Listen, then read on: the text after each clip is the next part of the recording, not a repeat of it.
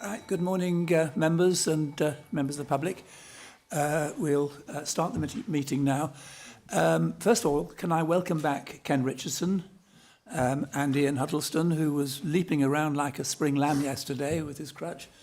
Welcome back to both of you. James is joining us for the first time as in his right as the deputy chairman of the authority. We have apologies from Councillors McCloy and Dermot Murphy and from Annabel Harling. You will be doing the roll call now, please. Yep. Thank you, Chair. Members, if you can confirm your attendance and if you've got any declarations of interest, please. Councillor Brady. Well, I'm obviously here. I think we should just perhaps record that on item 6, we have as members been receiving regular reports on the development of the Pomeroy Trust. And item 14, I've circulated to members an email about the Crestbrook activities and enforcement problems. Thank you. Councillor Armitage. Present, no declarations of interest. I didn't get any of the emails. Councillor Chaplin. Present, and in addition to the Chairman's register of interests, I would add item 9, as we are all members of the National Park Authority. Well spotted. Councillor Chapman. Present, the aforementioned same emails, etc. I need some guidance on item 6, the Pomeroy village. Pomeroy's in my ward as a Derbyshire Dales district councillor, and I actually donated some funds towards the Pomeroy Trust for work on that building or whatever from my local projects fund. So I don't know what my position is on that one. Was it a one-off donation, or are you covenanting? No, it was a one-off a couple of years ago. Am I over? Is that okay? Thanks. Councillor Hart. Thank you. Present and no declarations apart from the ones that obviously said around emails. Thank you. Councillor Chapman, can you switch off your microphone? Thank you. Councillor Huddleston. Present and the same declarations as others. Councillor Potter. Present and again items 6, 9 and 14. Thank you. Councillor Priestley. Present and the same declarations regarding the emails. Thank you. Councillor Richardson. Present, present and no additional declarations. Mr Smith.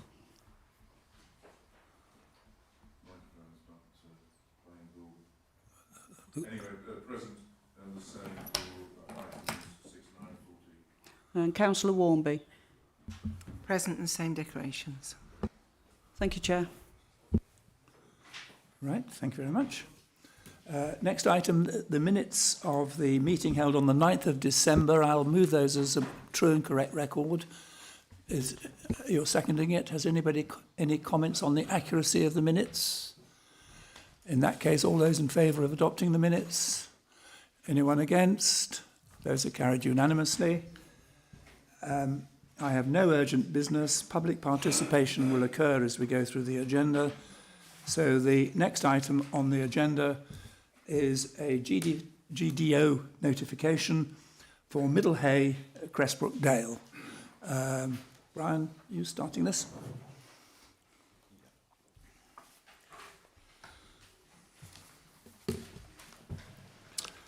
Okay, good morning.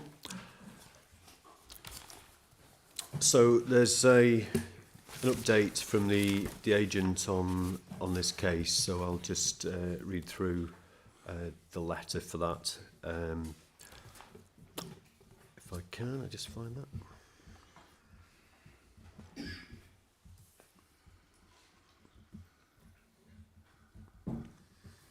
Okay, so letter from the agents came in on the 25th this week.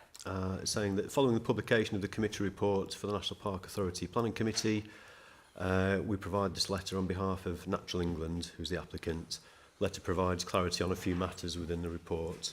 The need for the building on the site is not disputed and has been accepted by officers. This is stated within the committee report. However, the report comments that no specific explanation is given as to why the current management base in Bakewell is no longer suitable. As need is established, they're not sure why this is raised and could be misconstrued that the report is dealing with whether the proposed building is acceptable in principle. For completeness, they've provided some further justification. The existing premises are no longer fit for purpose. They're not suitable for use by cattle. The new building will remove inefficiencies to management currently experienced, including unnecessary journeys. Natural England have owned the herd since 2017, so the need for a new building has developed recently. Officers are considering whether prior approval can be granted for the siting of the proposed building. In order to identify and justify the most appropriate site for the proposed building, an alternative site assessment was undertaken, and this was prepared by Eden Planning with input from Natural England, the project architect and Barnes Walker appointed as landscape architects. This report identified the constraints to development on alternative sites and clearly concluded the site subject to this prior approval was the only feasible and viable option. And I wanted members to be aware of all justification for the selected siting of the building, as I didn't feel the officer report made that clear. Paragraph 60 of the committee report comments that storage containers on the site do not have the benefit of planning permission. There are often trailers on the site, but these do not require planning permission, and they understood that the officer has seen reference to containers in the landscape visual assessment report, and I think that's where the reference has come from. We did actually attend the site yesterday and we noted that those containers weren't on site. The officer report also states that 5 representations were received from 4 different individuals, and just to clarify, that's 5 different individuals that have written in support of prior approval. And the report confirms that the PDMPA agree with elements of the landscape visual assessment. However, officers disagree with a number of key aspects. And the Barnes Walker have prepared a further note in response to this, which is appended also. And they made it very clear that their conclusions remain unchanged, that the landscape and visual effects will be negligible. And overall, the project will bring significant landscape enhancements. So there is a appended bit of extra detail to that, if you're happy for me to say a bit more. So this is a response to the landscape comments set out in the report. And they stand by their conclusion that the landscape proposals as set out in the plans would notably enhance the landscape of the site once the landscaping has been carried out and established in the longer term. The landscape proposals that can be subject to a condition include 26 select standard and extra heavy standard native species trees immediately around the site compound, and they're saying in excess of 1,400 square metres of new native woodland whip planting to the immediate east of the site. So that was an area of conversation between the planning officer and the agent about the degree to which planting can be directly relevant to the scheme at hand, rather than the whole landscape plan that Natural England are proposing. So there's some discussion around that. Hence, we do consider that this equates to planting. In their eyes, it will notably enhance the landscape of the site, and it will provide more than just a simple mitigation, and is wholly aligned with the highly ambitious habitat creation proposals for the wider land holding atop of Middle Hay. So all of the directly associated planting proposals and the wider planting work respond positively to our landscape strategy and action plan, which is in respect to what we describe as the limestone hills and slopes. And that identifies that it's a priority to protect and restore the diversity of the more remote landscapes, and where possible to create a mosaic of extensive areas of enclosed limestone grassland, heath, scrub and woodland. Natural England is a key partner in delivering on these strategies and actions on the site at Middle Hay, and the proposed building is needed to support that work. For all the reasons in the landscape and visual commentary, as well as the supporting plans, it's concluding that the overall landscape impact of the building would be negligible in the short term, and they stand by that conclusion. The site overall has been used for agricultural purposes, and members would have noticed that there's a nearby dilapidated stone barn as a historic building. It's one of a number of standalone agricultural buildings within the wider area, which is on an elevated open landscape directly associated with historic agricultural activity in the area. And as such, they're saying agricultural buildings are directly associated and can be assimilated into that. There's no proposal to settle on the area. It's just an introduction of an agricultural building in a location to support the existing agricultural practices. And they recognise it's a sparsely populated landscape, so there's no intention to accommodate human inhabitants at that location. So the size, form, materiality and siting of the building, along with the associated landscape proposals in the key areas around the proposed site, have been carefully considered to balance the functional requirements of Natural England to carry out their work and the farming work. 3D modelled visuals were submitted, have not been referenced in the officer report. Those visuals of the building were accurately produced using 3D modelling software and based on accurate 3D CAD topographical survey. They were accurately set within a panoramic set of photos with 50mm lens and conformity with best practice. The visuals quite clearly demonstrate that the building forms a small part of the wider view and would not break the skyline. I should just say that officers consistently don't refer to visuals like that because they are just visual representations and not always accurate to the plans. So we usually just stick to the plans. That's just a consistency point from our perspective. But they're saying that those visuals show that the building only really represents a subtle change in the wider views in its siting form and proportions, and ensure that it would not be a substantial and imposing structure. So they're saying that they don't agree that the impact would make a significant difference, and for all those reasons they feel they have demonstrated that case. However, in the coming years, Natural England are committed to significant levels of planting and rewilding in the wider area, and this would sit alongside more traditional methods of farming. As this planting and rewilding establishes, it would have a notable effect on the character of the area. And I think we've accepted that some of those, the management of the area would be beneficial and welcomed. I think that's largely it. Just last piece. The landscaping proposals in the key areas set out are directly associated with the application for prior approval, and the same will greatly assist in assimilating the building into identified views. Stock sizes are mixed to ensure that some larger stock trees are planted in certain key locations in order to provide effect in year one. So there's a difference between short-term benefit and longer term. So they're suggesting that there will be some shorter-term benefit as well. Okay, so that covers some of what I'll say, but it's important to just make sure that Natural England update was there for you. So I'll go back into where I was going to be. Just one other correction in the report I wanted to make. Paragraph 15, we've referred to amended plans that have come in that reduce the height of the building by a metre. And in the end of paragraph 15, it says the height of the building is reduced by a metre to 4 metres to the eaves, and it says 6.5 metres to the ridge. That should be 5.5 metres to the ridge. So just to correct that point. Okay, so as said, this is a proposal for a new general purpose agricultural building under the General Permitted Development Order. So these are buildings that can normally be accepted as permitted development, subject to an assessment of the siting, design and external appearance. And in these cases, the authority can make a determination as to whether or not prior approval is still required for these matters. In this case, owing to the impacts of these matters, officers have determined that prior approval is required. So furthermore, despite receiving amended plans seeking to reduce the scale, officers still believe that the plans as amended would result in a significant harm to the character of this area, and as such have recommended refusal.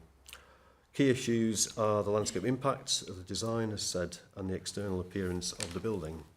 So I'll just go through some slides just so you can see what this is all about. So this is the site we have here in the red line. The road running top to bottom there is the road that runs from Monsell Head to Wardlow. down into Cresbrook Dale. You can just see the edge of Cresbrook Village there.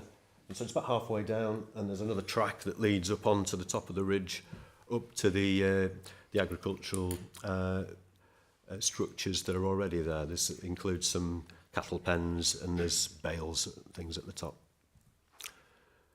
Just a view, just to show some of the rights of way that dot around the area. You've obviously got the hillsides of Cresbrook Dale, walks that come across from Lytton Village, and over from the other side of Scratter, from the Longston side, that come across these areas, and up onto Wardlow Haycop. So there's quite a lot of panoramic views and visibility of the site in that wider area. It's a site looking south, so from the north, looking back towards the site. You just pick out some of the structures, if you follow the wall line down, some of the pen structures are visible. See the belted Galloway cows to the right there. Just a bit closer in, start to see some of the pens that are there. Just a stock of some of the plastic bales. And the area to the left of that is where the building is proposed, just where that taller tree is. That's looking northwest across the site, so you can begin to see some of the openness. And we're really on this plateau character that we are at the top of the ridge. Expansive views across, looking northeast. You can just see the cattle again in view there. And there is an older traditional barn just in the distance behind that as well, that's I referred to earlier. So you can see the kind of plateau top and the openness, generally undeveloped character in that location. This is the track that comes up from the road in the bottom. And in the distance you've got the road that is, we can't just see the road, but it's the location of the road between Monsell Head and Wardlow. So that's some of the viewpoints that will come back to this site. And that's looking from the road back towards the ridge. You can see the white line of the track leading up onto the top. So the building would appear as a large structure at the top of that track. Just basic plan of the area. So this is sort of to the south side of where those pens were. You can see the long form of the building. And just a floor plan.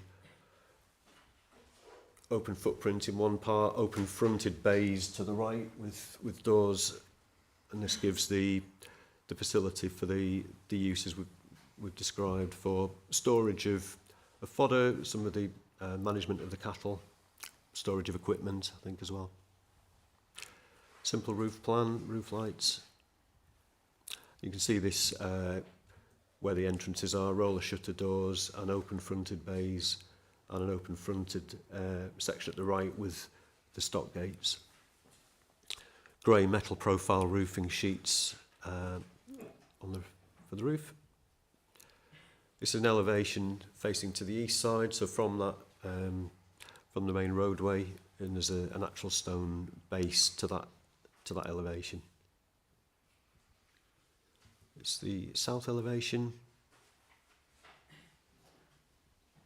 On the other side, it's simple.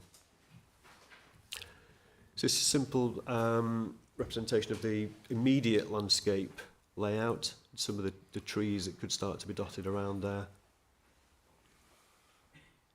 And slightly bigger landscape view where you can see the wider landscape layout, and obviously falling away to the left there, you're down into Cresbrook Dale proper and the National Nature Reserve. Sorry, on the previous one, are those trees the standard trees we heard about earlier on? I think that would be my understanding, yes. Yeah, thank you. Okay, so that's all we had. I can leave an image up there just while I carry on. So there's views of the landscape architect, significant to this case, and he's set out that the proposed building is in an exposed position in an open landscape and as such highly visible from numerous well-used public viewpoints, including adjacent access land and footpaths to the east. Although he's suggested several mitigation measures, it will be several years before these have an impact on integrating the building into the landscape, and as such, due to its position and visual impact on the wider landscape, he suggests refusal. So that's where some of those thoughts on significance of harm have come into the officer report. Paragraph 42, we've accepted that there is an agricultural justification for the building.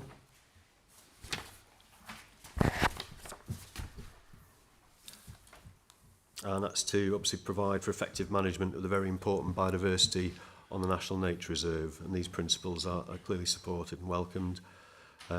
However, as well as being rich in biodiversity, this area of the National Park is clearly also of high landscape value, and it's crucial that the impacts of the proposals on landscape character are given significant weight in line with National Park purposes.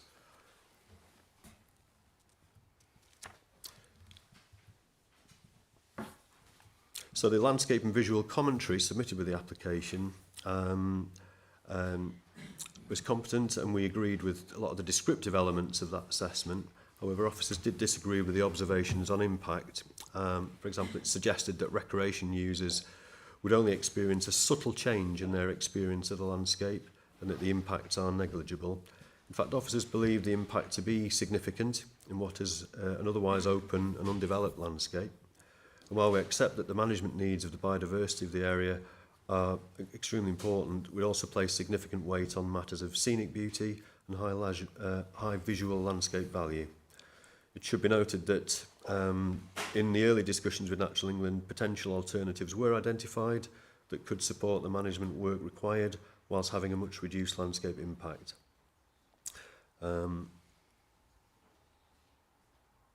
However, as you've heard, Natural England have made the case that this proposal is the best one to meet their operational needs. So nevertheless, for the reasons described, officers have recommended refusal, and thank you, Chair. Thank you very much. Right, we have 3 speakers, and I'll take them in the order that they're on the agenda. We've got Mr. Clive Howland, a Natural England volunteer. Would you like to come forward, please?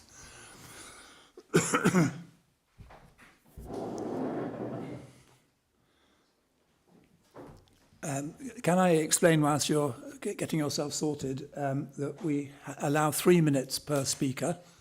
We are quite strict on that, otherwise the meeting goes on all day.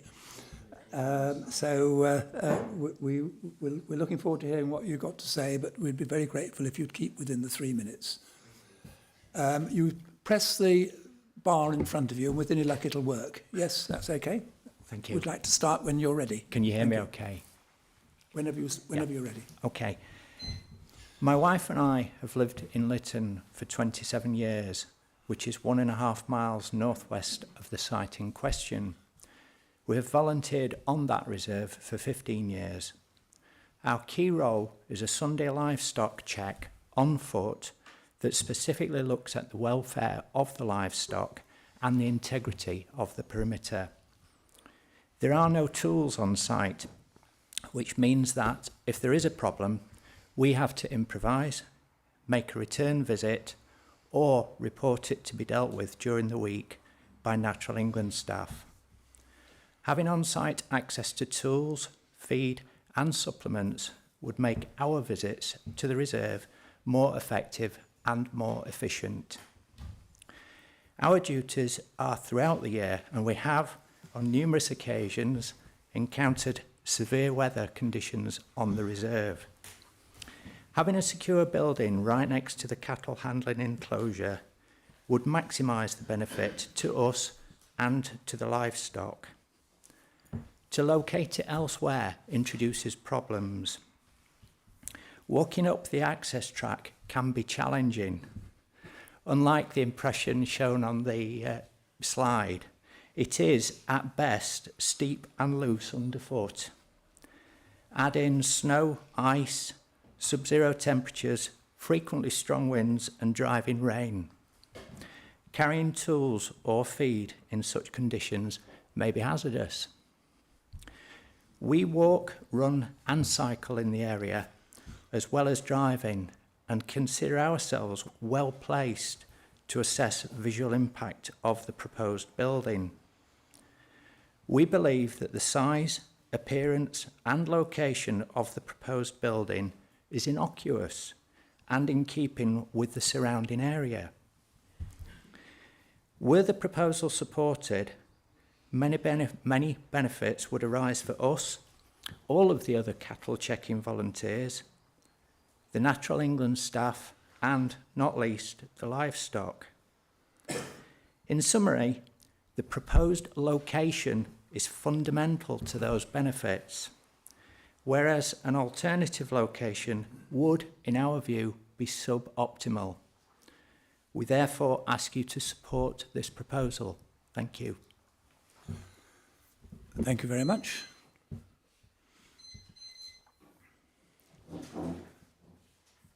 The next speaker I have is Councillor Claire Gamble.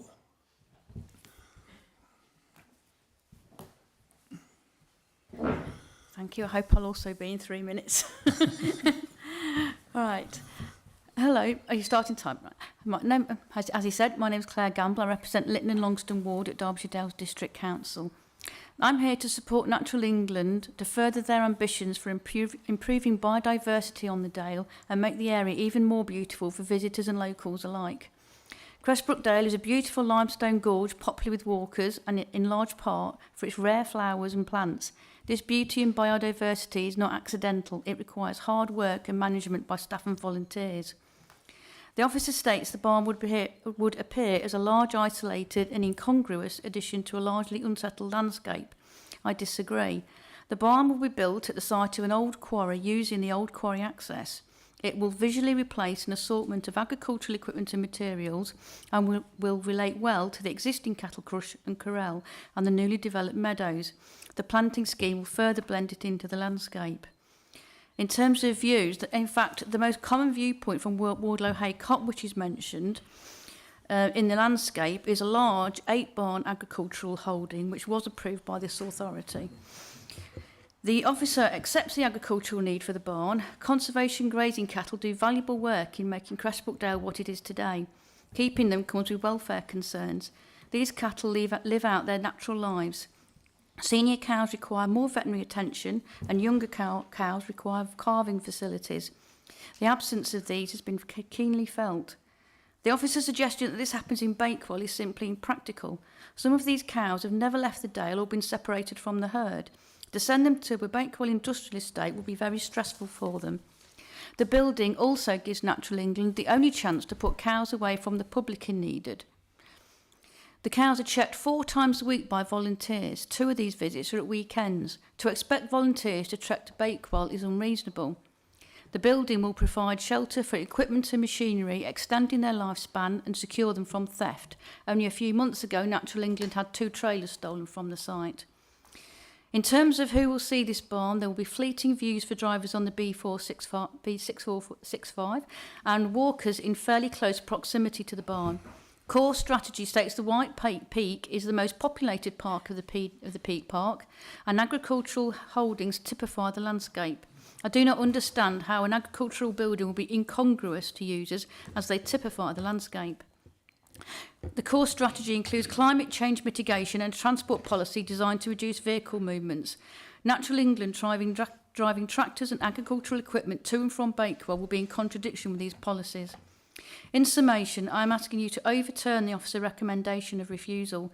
If you want the Peak Park to continue looking beautiful, it has to be accepted that management is required. And it is this I would like you to balance against the landscape harm in the Sanford principle. And in fact, put the building on both sides of the equation, as it will positively contribute to the core aims of the PDMP. Sorry about that. Thank you very much. Almost did it. Sorry. The next speaker I have is Rebecca Hilton, the agent for Natural England. Thank you, Chair. You can go. I'm pleased to be here today and hope that members can support the prior approval for a new agricultural building which is essential for Natural England. Natural England are responsible for the management of the Derbyshire Dales National Nature Reserve. The proposed building is essential to effectively carry out this role, which is to conserve and enhance the natural beauty and special qualities of the national park. Uniquely in this instance, the expansion of the herd of belted Galloway allows the extensive grasslands to be grazed, maintaining the park's natural appearance, which is part of its intrinsic beauty, whilst enhancing biodiversity. It has been agreed with officers that firstly, the building is permitted development And secondly, there is a need for a new building at the site. It's at paragraph 42 of the committee report. Previous speakers have explained why this building is needed in this location. To add to this, when cows are expectant, calving or aged, having the building adjacent to the holding paddocks allows effective management, facilitating veterinary and welfare care. Officers have requested prior approval for matters solely relating to siting, design and appearance. As a matter of process only, these matters should be considered today. I'd like to emphasise now 7 key points. The proposal does not introduce but expands an existing use and structures.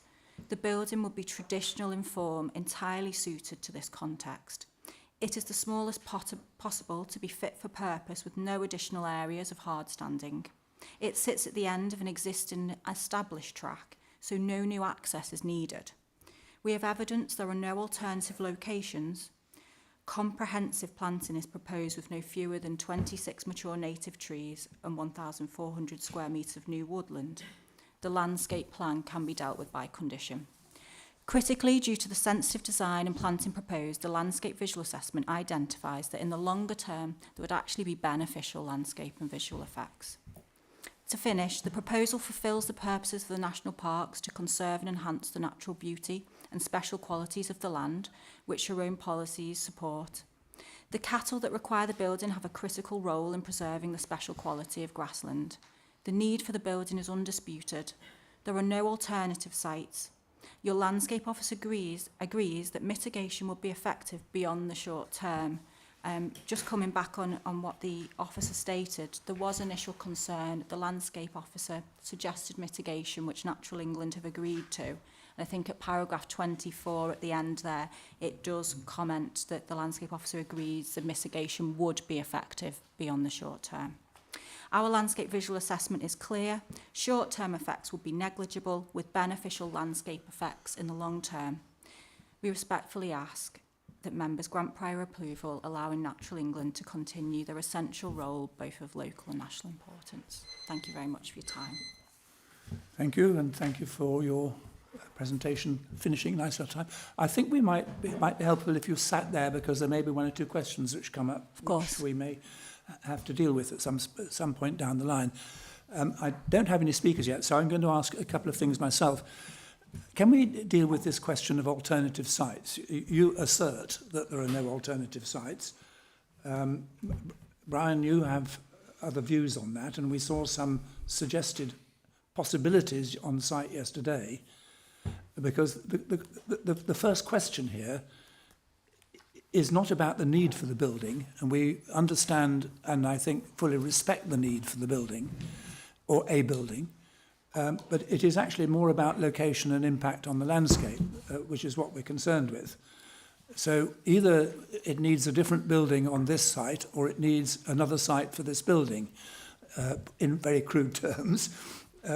Can we sort of look at that a bit further? What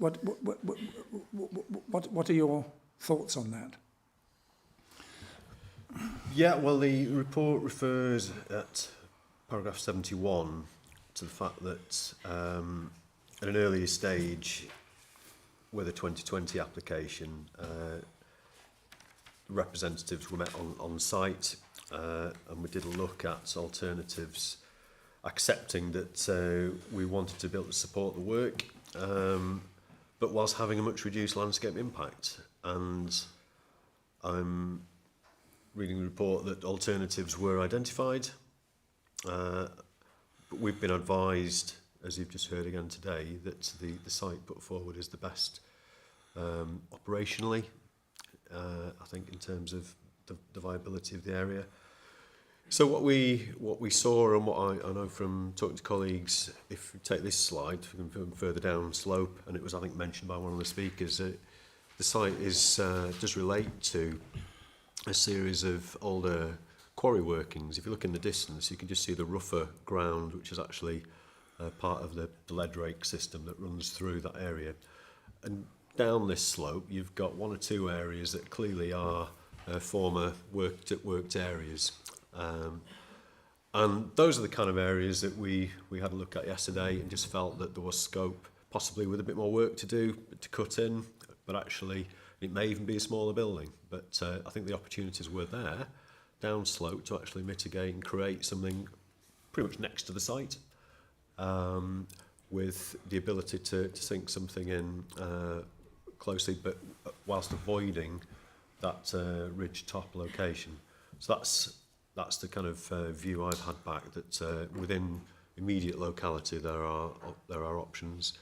I can understand there may be more cost to that, and that may be part of what we're talking about in terms of operational viability questions. Certainly operationally there may be issues about access into that as well, which I think could be an issue, but it's certainly worth exploring from our point of view.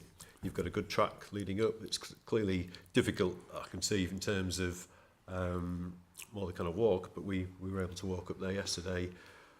Tractors and vehicles are coming up there quite easily. Clearly it's a well compacted track. So we just felt that clearly needed to be explored first. Now, has that been explored? Yeah, if we can just come back on that. Yeah. As part of the submission of information, we did a detailed alternate site assessment. I've got it here. From our perspective, this was a comprehensive document. We identified the sites that the authority did work with us to look at, the preferred sites along the track. And we set out in here why, with input from Natural England, with input from the architect, in terms of, and impact, from the landscape architect that we'd appointed, Barwins Walker, to look at these alternate sites. And we've set out why, in our view and in the view of Natural England, these, for a number of reasons, whether it be operationally, in terms of cost for actually, Brian mentioned there about the cutting in, the cost and the impracticalities of the levels of these areas to get a building on that is sufficient size to meet the need. Because the building that we are proposing, the size of it is dictated by the need. It needs to be fit for purpose, or the issues persist with, vehicles not being able to, space in there for vehicles or cattle. So we have done an alternate site assessment. We have, in our view, explored those avenues, and this is the site that is most appropriate. And have we had that appraisal? And have we had that appraisal? That was submitted with the application, yes. Ken, you had a question. It was really on the back of what you've asked, Chair. Those are going to be my initial questions, exactly about the whether we've been made aware of the alternatives and what the criteria were that have been used, and why this was the most appropriate location. But those have been answered, so thank you for that. But I think there's still in my mind there are some considerable concerns. I have no problem at all with the principle of the requirement for a building. What I am not clear about is precisely why there is a need for a building that is 100 feet long, almost, is over 30 feet wide, and is 15 feet high in that particular location. That's a big building, and I'm not convinced that that is traditional form. The traditional form is that stone barn that's 100 or so metres further up the slope from the proposed location. We're looking at a steel frame, metal roofed, partly stone walled, but mostly timber and other material walled building. It's not traditional. And that's why I think, from my perspective, its location, it's not really clear in the slides that have been shown, but you can see where the black silage bales are. It is in an exposed location in an open landscape. And I think that's the essence of what we're being asked to consider. The nature, the overall nature of the limestone hills and slopes landscape type is open land. And a building of this size is inevitably going to have an impact. I think it's a tad disingenuous to say that it isn't, as it appears to have been claimed in some of the analyses. I think that there is a need to consider in more depth, from our perspective, from the National Park Authority's perspective, with its responsibilities to conserving the landscape of the national park, there's a need to look at the alternatives in more detail than appears to have been possible in coming to the in bringing this report to planning committee. For starters, I think that there are other locations which I'm not privy to the analyses of. Why is that building, for example, so far to the north, away from the edge of the lead rake that's subsequently been used for fluorspar extraction, then backfilled?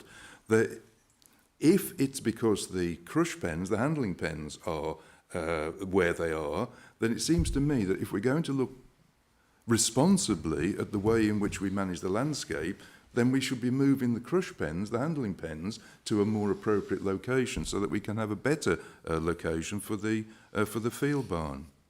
And I note that there is an acceptance in part that tree growth eventually will offer some landscape benefit, but in looking at the trees that are there, the scrub that's there, I mean, my concern is whether, in fact, the tree growth is going to take. It's an exposed location. The fine and dandy illustrations that we see in the reconstructions show nice mature trees. Most of the trees in those kinds of locations lean. They're stunted in growth because of the exposed locations they're growing in. I think there's a lot of issues that aren't resolved in the requests that are being made to view this application positively. And at the moment, Chair, I lean towards supporting the Office of Recommendation. Okay, thank you very much. I've got David Chapman next, then William, and then Mike. Thanks, Chair.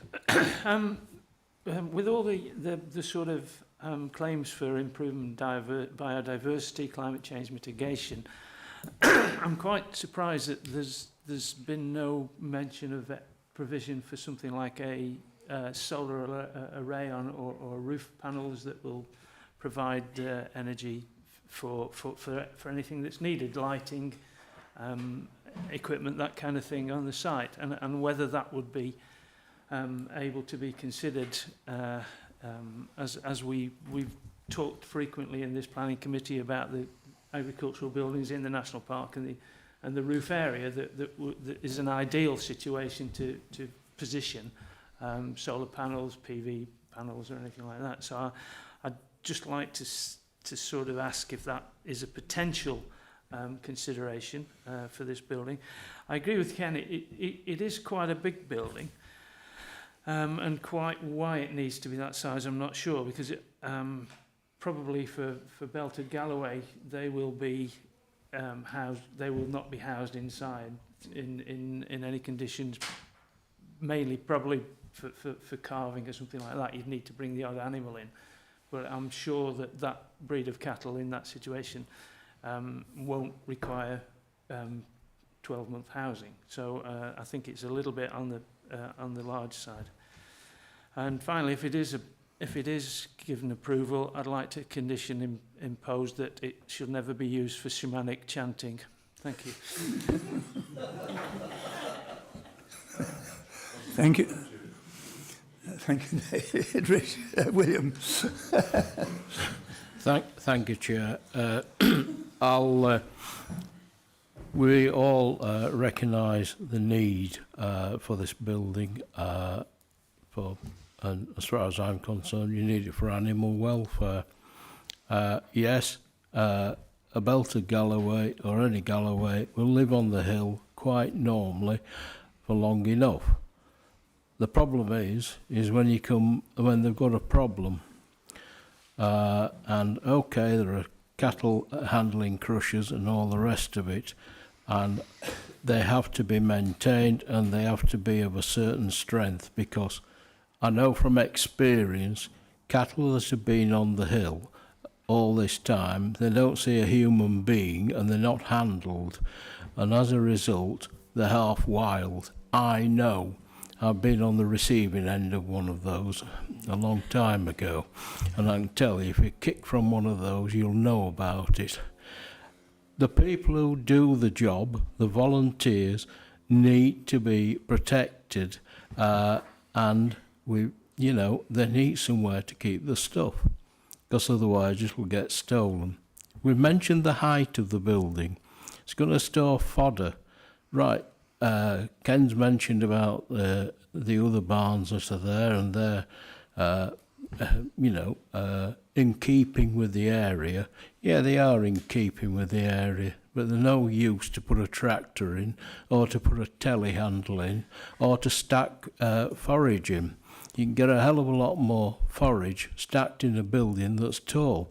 Okay, it might impair the landscape, and yes, to a certain extent it will to start with, but said about, Ken's mentioned about trees not taking there.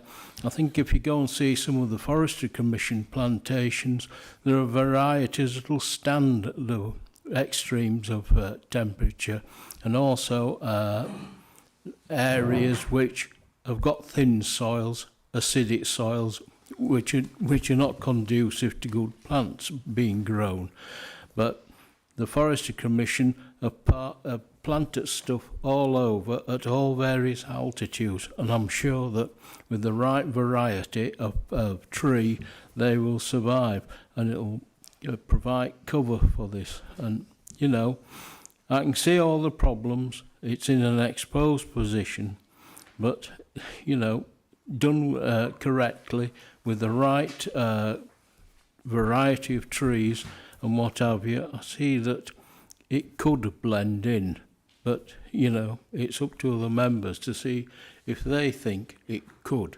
But I can assure you that it would with the right tree varieties.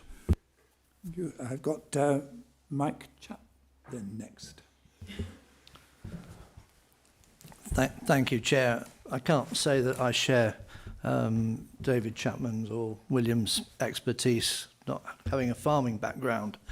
I did go on the site visit yesterday, and what you do take in from that is the topography and the landscape and the landscape features.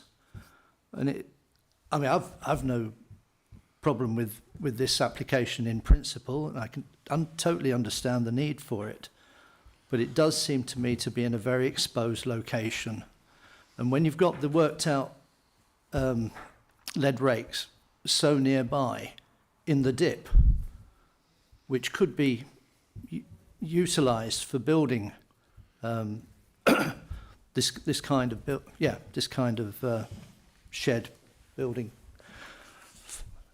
then it seems to me strange that we're being asked to have this adverse impact on the landscape, because this is a much bigger building than the barn that we saw 100 metres further up the hillside. So I have to say I'm with my colleague Ken on this, and I do think that it's a good application, but it's not in the right place. And for the want of a bit of an engineering work, and I gather that farmers are quite savvy when it comes to doing engineering works, relocating this building to a less exposed site would help us to maintain the landscape in the Peak Park. Thank you. I think, thank you. I'll put you down, David, but I will come back with a thought on that. Andrew Hart I have next, actually. Thank you. I've got some connection with some of the comments that William's made. Gone are the days where farmers used Fords and Majors. The tractors that are used these days and the machinery tends to be a lot bigger. So hence probably the reason for the 15-foot height. And also storage of fodder, which I think is extremely important in such a remote location. You can't just rush bales in bad weather. You've got to have some storage. So I can see, people have sort of, how can I say, contradicted the plan, the size of the building. Just to ask, how many cattle are actually operating? Is there a definite, number on that? Okay. sorry, if I can just come in as 17, but the idea and the intention is to expand that herd, and with the idea as well that those cattle graze the landscape with the wider benefits to the landscape and biodiversity. But 17 at present. Right, thank you. 17 at the moment. So obviously the building is designed to future-proof an expansion of the herd. And Belted Galloway are ideal. And as William says, it's like dealing with border buffalo, really. They are quite difficult to handle. And in my younger days, working for a cattle market company, I remember chasing one round for 4 hours, who didn't want to be caught. So they all about cattle crushes and things like that. You've got to make very, very sure that the building is very secure. You should have done it on horseback with the lasso. I've stopped riding horses, Chair, a number of years ago, and I've got money in my wallet now, so I'm fine. But I can see, I think on the plan, I'm generally probably not in the best of places, and perhaps if it were to be moved further down into some of those ex-workings, I think probably at the same size, because we obviously they want to future-proof this herd with the machinery and keep the machinery safe. That is a great problem, because isolated places, you've got to make sure the machinery is absolutely safe and secure, because it can disappear overnight, as I know from friends and in my own area. You suddenly wake up one morning and there's 50,000 quid worth of John Deere disappeared. So I think it's a matter of location. I think the building is probably right, but not in that location. So that's the way I feel at the moment. Thank you. I will come to you, David, but I'm just going to pick up what Mike Chaplin said and ask whether members have got any thoughts on this. This report doesn't really address the issue of the alternatives. It says there may be some, but we hear Mr. Howland started off by saying it was impractical to use those sites for various locational reasons. We hear that a report has been submitted with the application, which doesn't give us much clue as to what the problems are with those other sites. And I'm going to, forgive me, I don't think we need any more contributions on this at the moment from the public, if that's all right. I'm wondering whether this is something before we make a decision, we ought to have a bit more practical information about, because if there seriously isn't a realistic alternative, then the job we have here, because we recognise that this is an essential building, the job we have here is to get the best we can for this particular site or something near it. So we need to be sure about the alternatives. Is that okay with you, Mike? Yes, I'm happy with that, Chair. I do have David, and then I have Ginny, both wanting to speak before we go any further, and then Ken will want to come back to me. Yeah, I'll be quite quick, Chair. I was going to ask the herd size, which Rebecca's kindly provided. Can I also get an idea of what acreage of the area covers for the grazing? 160. Sorry, Ken's just got 162. You got it? Yeah. And just finally, as Mr. Armitage well knows, forage storage will not be inside. It'll be black-wrapped silage bales, which will be stored outside. So there will be no requirement for the vast bulk of the forage. Hey, that went out years ago. Right. Okay. Let's move quickly on to Ginny. Thank you, Chair. I was looking at this from a farming point of view. And if this was a farmer looking for this size building, they would not be looking for such a large building. It seems a very extremely large building, especially considering all the cattle handling area is on the outside. And as David has pointed out, any silage would be stored outside. So the size of the building I have a problem with, and I also support the looking for an alternative siting for it as well.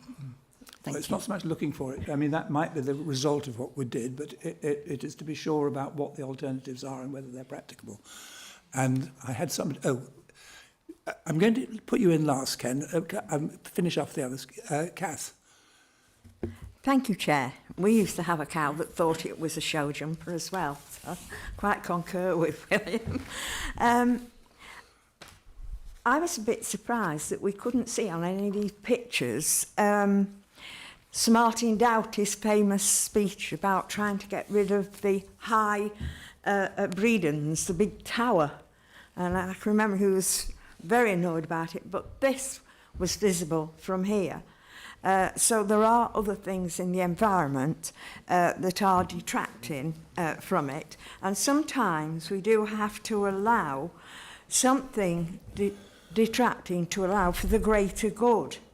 And I think William thinks along those lines, what is best for the greater good. I do agree that the building seems excessive in that area, but I think we've got to think of our farmers, we've got to think of the company that's after this land and all that's going to go off in that building.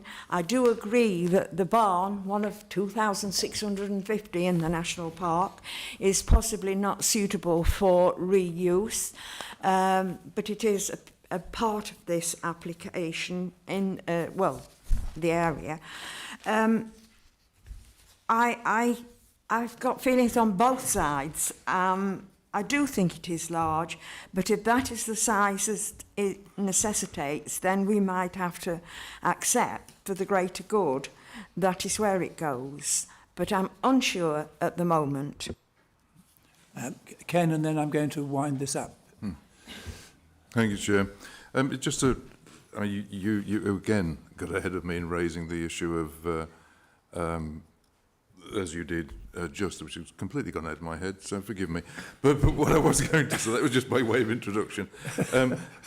One of the things that strikes me here as well is we're dealing with Natural England and we're dealing with the National Park Authority. Natural England, the National Park Authority has a responsibility for the conservation of cultural heritage, wildlife and landscape.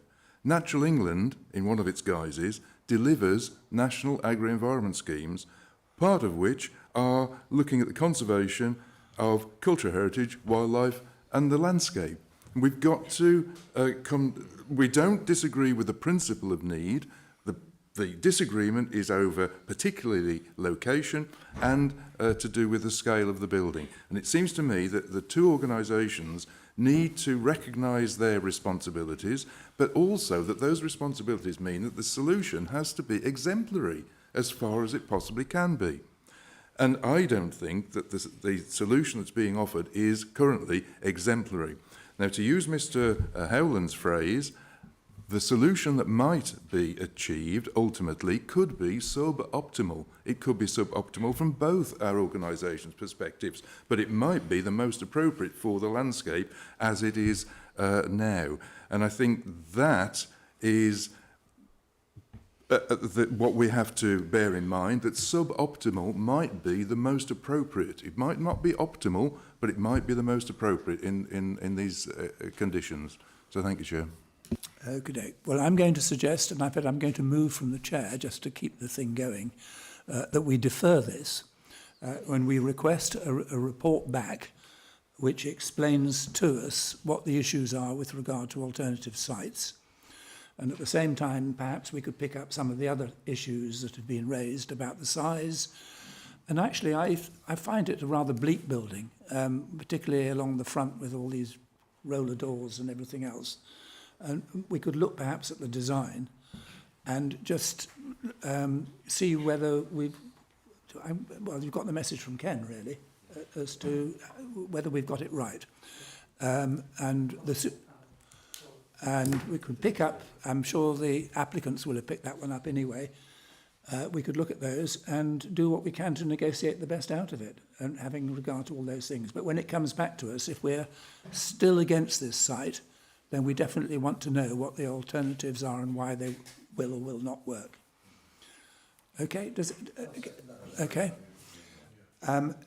Anybody else got any comments on that? In that case, I will put that to the vote. All those in favour? That's unanimous. Thank you very much. Have you got the message? No, that's fine. Well, Thank you. you've See understood you next what we're time. going to try and do. Okay, thank you very much.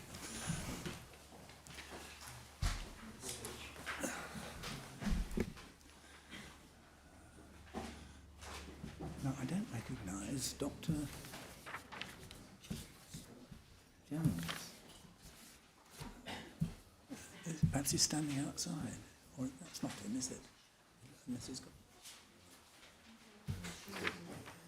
Stop, I don't recognise Dr. Jones. Do you know which one he is? He's not here yet. Oh, right. He's not in the room. We're on Pomeroy next. Well, if he was here, I would have dealt with that first. In that case, can I just be clear? Is Dr. Jones here? Does anybody know? No. In that case, we're going to deal with the next item on the agenda, which is the Pomeroy Memorial Hall. And Brian, you'll be introducing this. Yeah.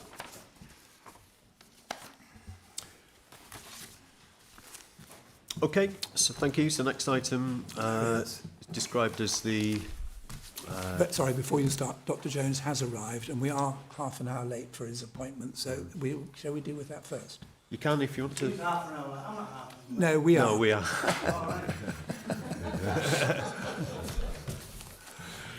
We'll deal with that first.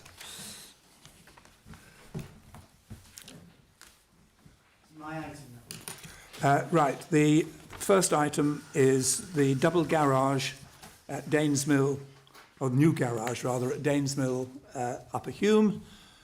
And Brian, could you introduce that, please? Okay, thank you. Yep, so we've got items 7 and 8 basically share the same location as a pair of buildings at Danesmill that the two next applications relate to. In summary, let me just move on.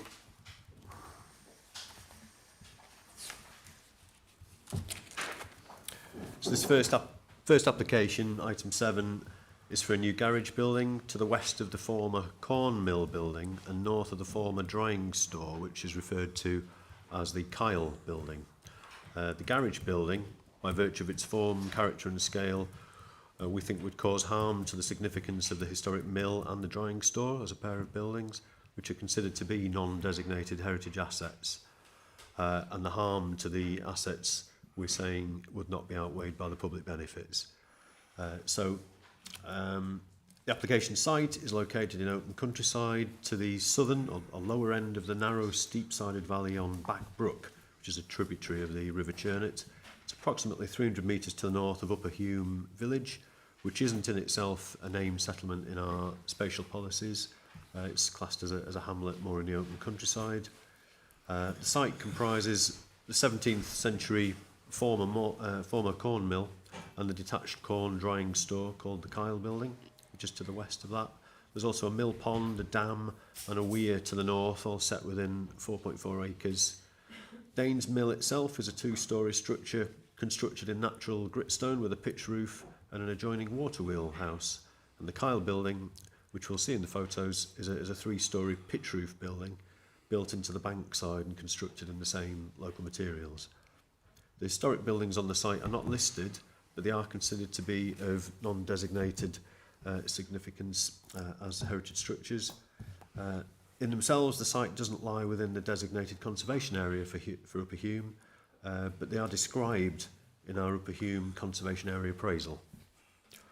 A public right-of-way runs in a north-south direction along the track and between the buildings, north-south. The mill and the drying store were actually restored in 2006, and planning permission was granted for the mill to be a holiday let, and in 2021 planning permission was granted for the conversion of the corn mill to a single open market dwelling, and for the conversion of the drying store to a further single open market dwelling or a holiday let. So the proposal here on this building, which is the Kyle building, is for the erection of a detached garage to the side of it. And the key issues really are in terms of the impact on the character and appearance and setting of the buildings, and potentially any impact on amenity of neighbouring buildings, which in themselves really are each other when we think about that. And not so much because the remainder of the village is further down slope, so we'll come on to that. Previous versions of submissions for the garage here and the revised balcony proposal, which comes after this scheme, both came to the Planning Committee in April 2022, were both refused at that time on grounds of harm to the character and significance of the two buildings at Danes Mill. The proposal here represents a revised submission for the garage adjacent to what's known as the Kyle building. And I'll just be able to take you through some of the slides to show you some of the detail of this now. So you can see, actually from that first image first, we've got Upper Hume as a hamlet in the bottom there. There is a track road that comes up from the village, but in the red line boundary, it's actually taking it, if you're heading out of the village and in towards the Roaches, this red line is a separate access that runs just under the just underneath Hen Cloud, actually, I think just at that bottom edge of the Roaches, and then swings down slope to meet the building group there. So that's slightly separate access that's shown on the plans. That's in a bit more detail as we home in on the existing buildings. And in this one, you can just see the garage appearing above the Kyle building. So you just spot that new structure appearing in the complex there. And there they are, side by side. This is the north-south route here, coming down the track. So it's just to the north side of what is called the Kyle building. We've got this new structure. So this is the Kyle building, the old drying store associated with the mill, tucked into the bank. And we're really looking at the space between these two buildings where the garage would be sited.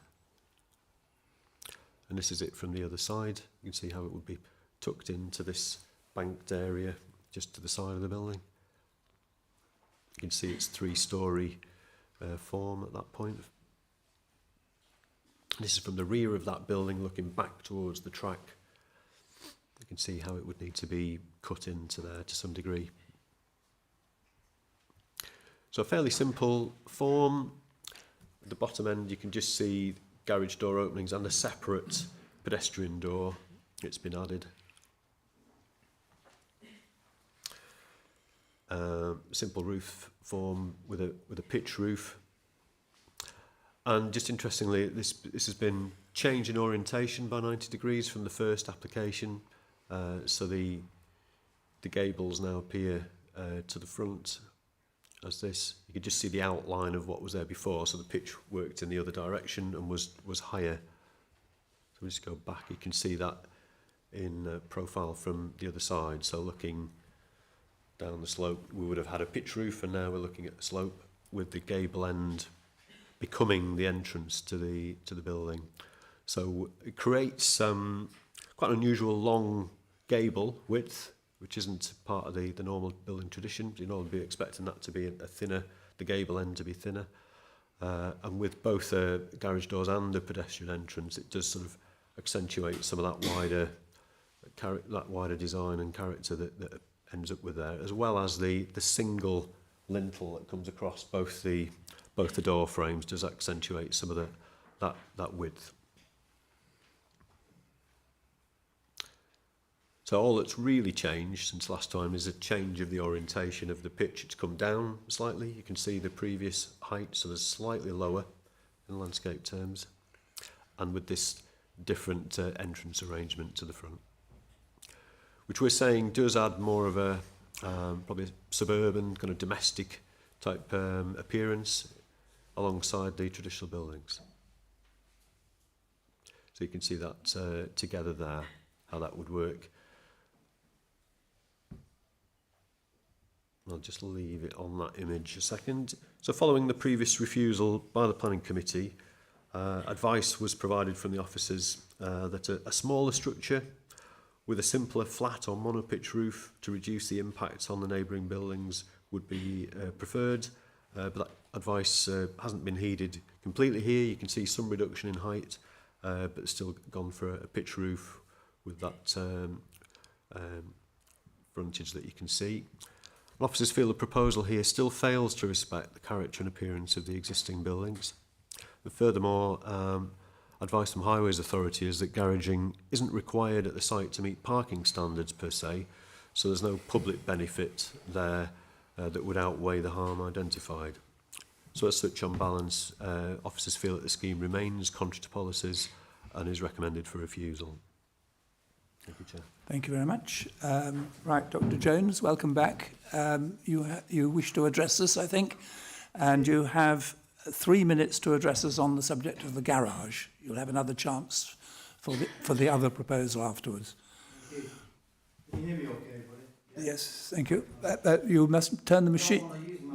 Well, we want you to use it because it's recorded and it goes out onto the airwaves as well. Is that okay? That's fine, yes. Okay. The planning officer seems to hang a hat on the fact that this is a non-designated heritage asset. But I'm struggling to identify exactly what that means in terms of the fact that the council has neither gone out to consultation nor has it produced a list to identify any other non-designated heritage asset in this vicinity.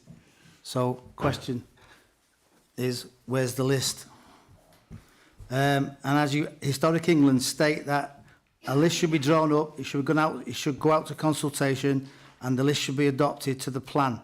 And this gives material weight in decision-making process if and when an application comes before a committee. The design, style and the materials as presented in the planning app are very traditional in relationship to both the Kyle and the mill. In fact, we took on board what the members said last time. We've reduced it in height, we've changed its orientation, and I think it was accepted by the 4 members that did actually visit the site that the necessity for a large garage, a footplate of the garage that was submitted, was accepted as reasonable on the basis of the amount of equipment I need to store to maintain and look after this site. And that was your particular suggestion, so we've taken that on board. Bear in mind that full planning permission was granted to the mill and the Kyle, both as a holiday and as a residential area. So I fail to understand why you can't appreciate I might need a garage of some certain size in order to facilitate the looking after of the location. At the last meeting, you asked us to redesign the garage, which we have done in a more industrial-like fashion. So subsequently, we've added in the steel lintel and we've lowered the roof. We've removed the roof lights that were submitted on the last application, and accordingly, it sits before you for decision. The garage design, as designed, would meet my requirements to facilitate the looking after of materials on site. I spoke with the police commission. I spoke with the police, community police board, and they've told me from July to December, there was 13 substantial thefts of various types of farming equipment, and the substantial thefts amount to items over £5,000, of which there was 13. I asked the committee to consider my requirements in light of what we've presented before you, and to grant. Okay, thank you very much indeed. Members? Oh, well, Brian, have you got something? Yes, if you want to. Yeah, Dr. Jones just had a couple of questions there. So one was on the approach to non-designated heritage assets. So, yeah, there is the potential to create a local list on the back of decisions made about non-designated heritage assets. We actually have got a big store of what we call the historic environment records. So they get added into that, which is kind of effectively our local list. Where is it? So that's held by our cultural heritage team. Okay. and it's big. Obviously, there's lots of things that come into that. Decisions can be made as to what is a non-designated heritage asset on a case-by-case basis. So we do that regularly through our planning reports. It's a determination that's made on the heritage significance of each case. We don't have that information at the start. Obviously, you've got listed structures, but there's a wealth of other heritage interests out there. So the point of non-designated heritage assets is that you can look at the value of those on each case, and that determination is made within the report, basically. Okay. One other point, just to follow up, that we have accepted your position about the need for a garage. I don't think that wasn't the question. We've given advice on how that could be accommodated within the site. We're just saying we don't think the design meets that advice. Are we clear about, I mean, what is that advice? I mean, what would we be suggesting now? Well, I said the advice was that more of a flat or monopitch roof would be simpler in order to kind of not draw the eye or detract from the main building. So we're thinking this has a form that would still be inappropriate and not respect the simple kind of history of that site. We think it creates more of a suburban character to the site, and we felt a simpler structure would have been better. Chair, can I respond to that, please? Well, very briefly, but I really want to hear what members have to say. Very briefly, I said. Yeah. Taking into account that members did see the amount of equipment that we were required to use on site, how would we accommodate it in a flat pitch or a mono pitch garage? Well, still, it's height to put the storage we saw on site. So I don't want to get into a big debate about this. This was about a storage facility that we felt could be accommodated on the site. Okay, let's leave it at that for the moment. Members, have any members got any thoughts on the topic? No? David Chapman. It says consequently the proposal in the recommendation, the proposal is contrary to, the harm would not be outweighed by any public benefits. I mean, are we obliged to give public benefits in this kind of situation? What is the reasoning behind that? Yes. Yes, that's a reasonable point. Policies, a little bit different between designated heritage assets and non-designated because of the levels of significance that come with that.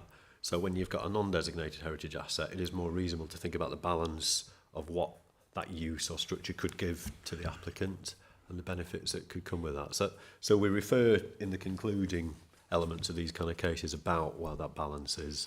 And we always refer to what we think might be the public benefits. We just made the point that the Highways Authority haven't advised that there's a need for parking per se. But I think what was recognised by the members last time was the need for storage. So maybe it's just the terminology. Can you put your hand up? Thank you, Chair. I'm beginning to get a little bit confused about, well, two things. One is our policy DMH8, which is to do with new outbuildings, alterations, extensions to existing, says that they'll be permitted if they conserve or enhance the immediate, provided the scale, mass, form and design conserves or enhances the immediate buildings around and the curtilage. And I think that seems to be one of the two issues that are pertinent for me. The design, I don't think, is appropriate in the historic industrial setting of the two buildings that exist, that this would be an addition to. The other is, are we looking at a garage or are we looking at a store? Are we looking at a barn? Because we've heard that and we saw when we made our site visit last year, that there was an awful lot of equipment laid out that needs to be put somewhere. It's obviously being put somewhere at the moment. I walked past there toward the end of last year on an escape committee, a different committee, an escape committee walk, and there was no equipment laid out. So the amount that was on display would fill that building. So is it a garage or is it a barn that we're looking at? And it seems to me that the design needs to be finessed, I think is probably a polite word. The design needs some attention, but it's also in the context of what is it that we're looking at. The applications for a garage, but as we've heard and as we saw, there's an awful lot of equipment that needs to be stored. So what is it that we're being asked to approve?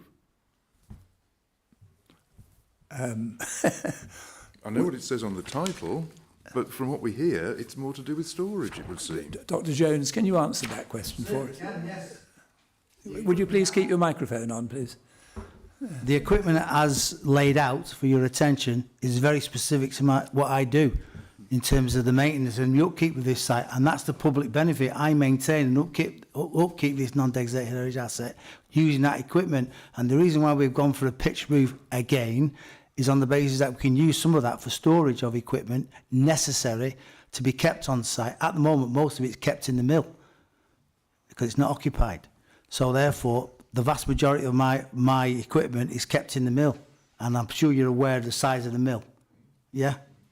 And that's why we've applied. But on the basis of it being a garage, do I have to keep a car in a garage? Is that what you're saying? No, but I think what Mr. Smith was trying... I'm slightly confused at the point he's trying to make, sorry. Well, I think the point that was trying to be made was that if what you're looking for is a storage facility, then... Who doesn't store equipment in a garage? Well, you won't know the answer if you interrupt, actually. If you're looking for a simple storage facility, there'll be a much easier answer to the question than if you're wanting a garage, because the garage has domestic and other connotations which a simple barn or storage facility doesn't. That is the question, I think, that's being raised. It would result in a different design to the access arrangement. I wonder whether you could, using that, what's on the screen now, Brian, illustrate more clearly what you mean by the sort of roof that might go on a building like that you think would be suitable. You've talked about it being flat, but I can't conceive what that really means. Could you sort of draw it up, as it were, figuratively on the...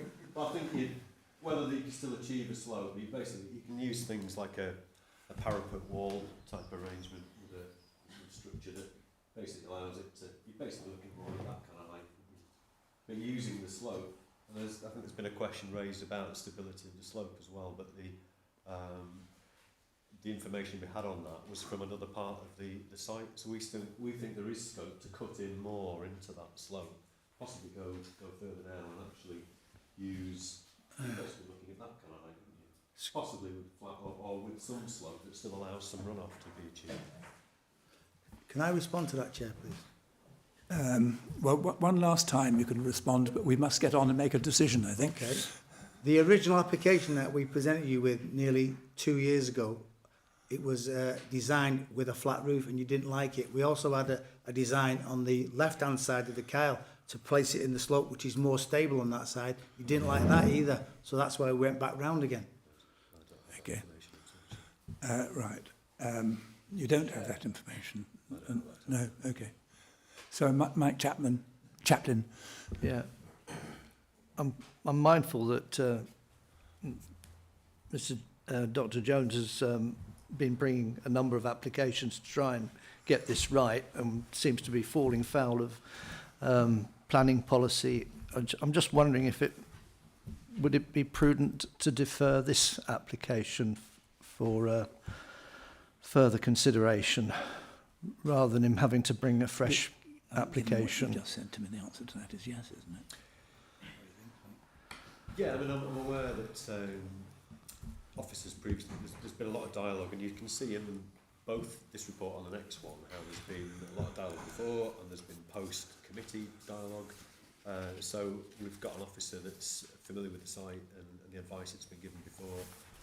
It would be consistent to just keep that conversation going, really. I think there is an answer there. Unfortunately, we have had some staff missing because of illness and other things, so maybe there's been a gap in some of that dialogue, so they're back now, so it could be a good opportunity to re-engage. Well, in that case, I'm going to pick up Mike's suggestion. I'll move this for deferral and to bring it back as soon as we can. Okay. Okay, who's seconding that? Has anybody got any problems with that? All those in favour? I think that's unanimous. Thank you. Right, agenda item 8, which is the variation of condition 2. This is the design condition on the main building at Danes Mill, Upper Hume, which I should have said earlier on. For the record, we did visit earlier last year. Earlier last year. Right. We don't need to go through the whole background again. It's just looking at the plans, I think. Yeah, so... Get myself back up. That's right, so we're in the same location for this item, and this is a Section 73 application. So that means it's to vary a design condition on a previous consent for the corn mill. So the application is for a metal balcony to what was originally a loading door for the mill, the first floor level, on that front principal elevation to the former historic corn mill. And also for post and rail fencing with double gates to the south. That's also to create some curtilage definition. We feel again that the balcony would cause harm to the significance of the mill, which again is considered to be a non-designated heritage asset. So I think we've got the proposal set out in paragraph 11. It's varying a condition that's set out in that paragraph. In 2021, that was for a larger balcony. Authority advice had been that anything bigger than that approved in that original consent would be refused. And this happened at the previous committee in April 2022. So there is some post-decision correspondence set out in the history section. So if you go to paragraph 23, page 46-47, you can see that, and I think members referred to this as well in the last committee, that if the applicant was seeking a little more domestic curtilage space, we would be sympathetic to a modest area of the land behind the building on the pond side being set aside for small garden area. We think that would have kind of balanced out the need to create an impact on the building itself. So. Could I ask who the buyers in 23? This is my view. Who's the So this comes from the officer, I think the case officer at the time. So you can see that paragraph 22 says post-decision correspondence following the refusal. So this was basically the case officer. Sorry about that. I'm clearing that. I should have said that. Yeah. So say authority advice had been anything larger than that approved would be refused, as it would undermine the historic purpose of the opening on that side and therefore the readability of the historic interest in the building. In effect, a domestic balcony is at odds with the historic function of the building. As the previous committee in April 2022, members refused an application for the larger balcony accordingly. I should point out that members, as we've just pointed you to that history section that shows how we've tried to have a conversation after that about the potential for other curtilage space. Member officers would be sympathetic to the creation of a modest domestic curtilage at the opposite on the north side of the building.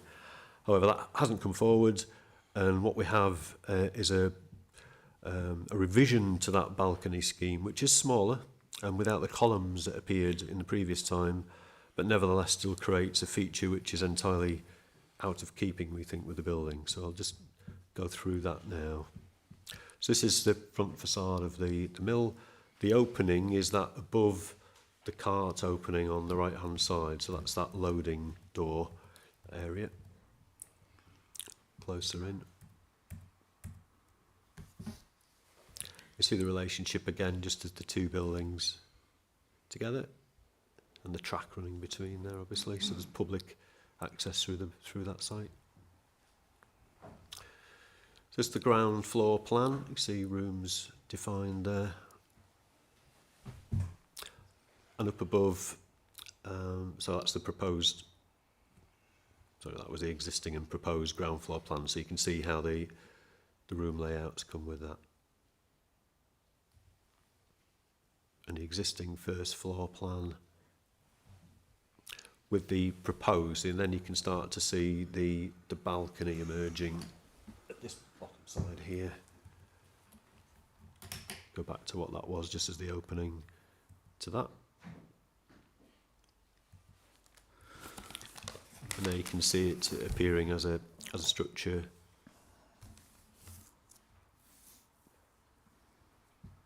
And that's just the side view, which, if I just go back to that view, I think.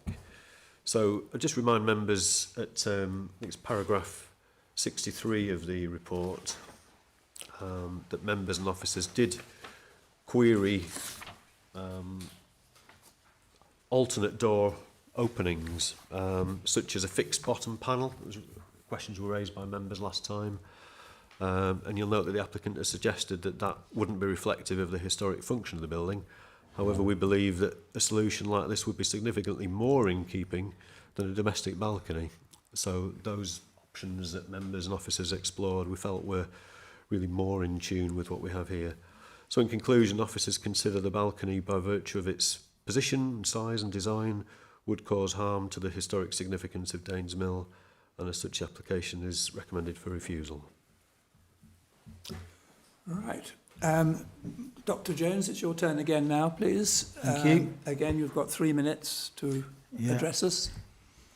Well, I'm not going to repeat myself in relationship to the specifics regarding non-designated heritage asset identification. I'm sure you're familiar with that.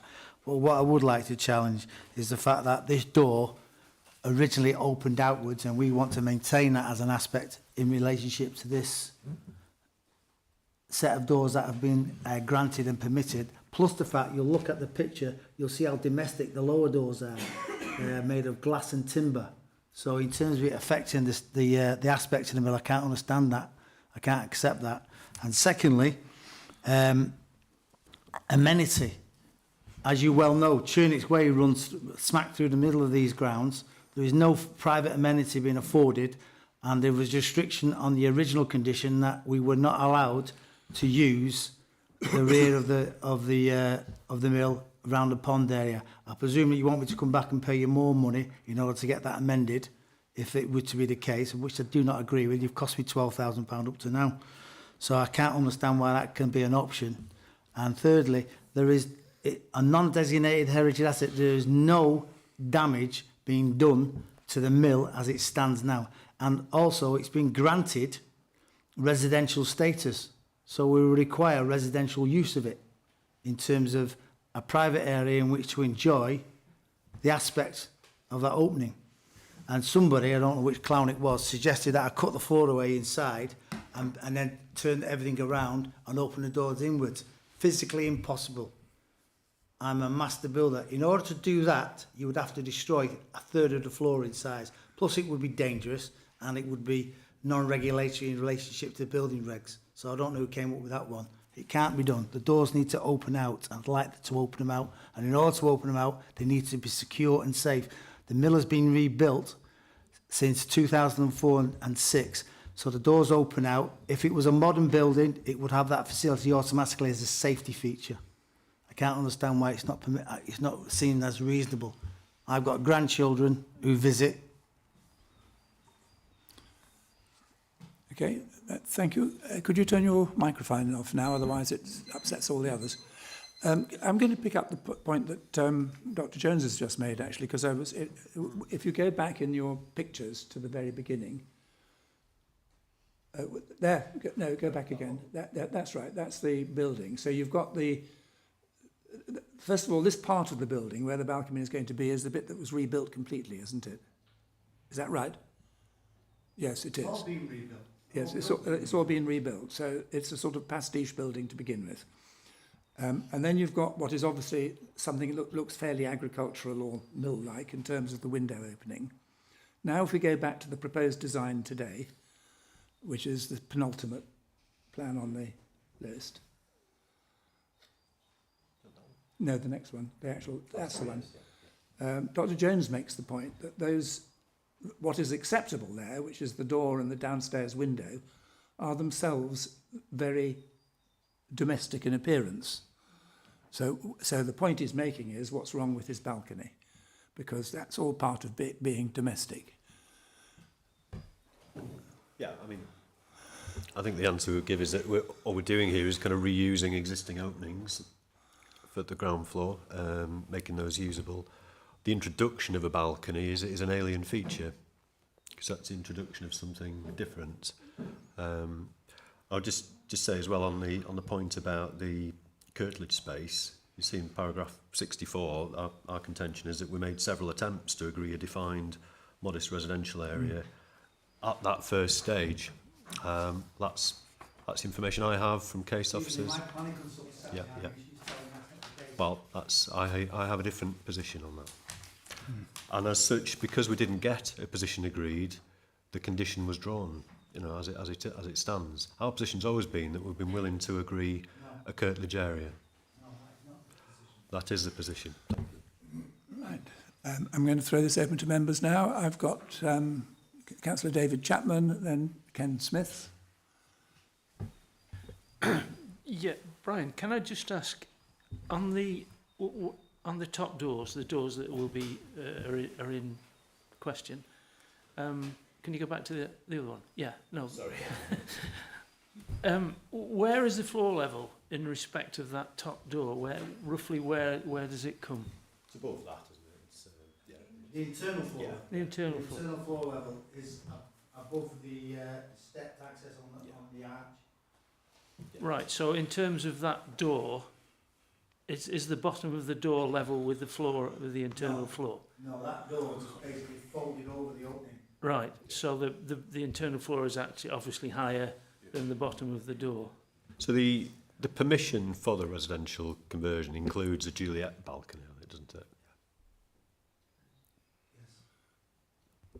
So it wouldn't be possible for that to just be a window?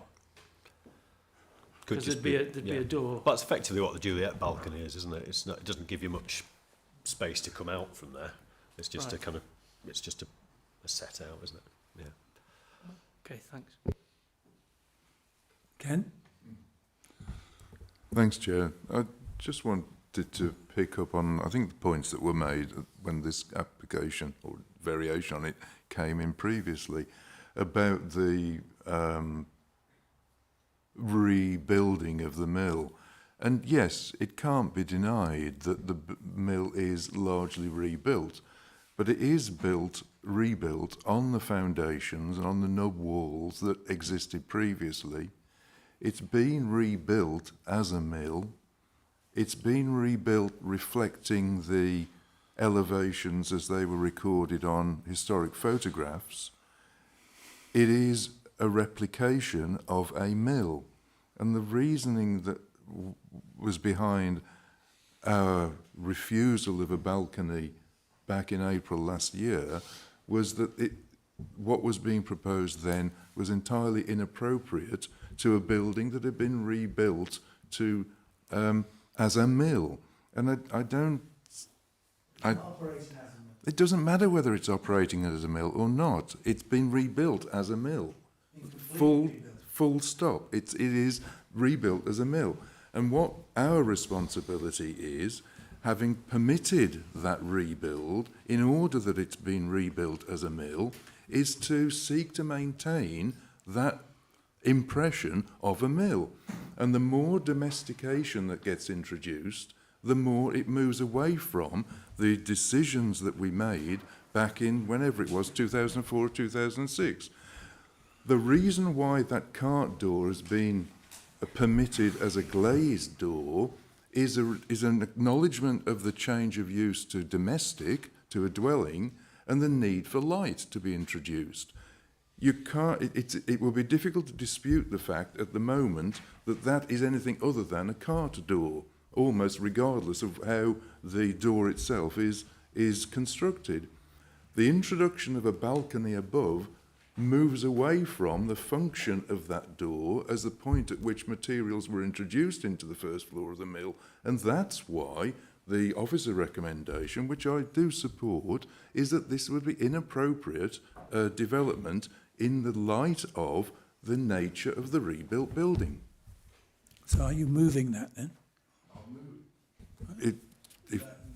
Yeah, I'll move it, Chair.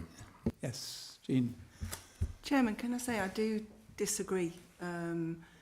With looking at this, I was on the committee last time this come to committee, and as the doctor said, it's rebuilding of the mill.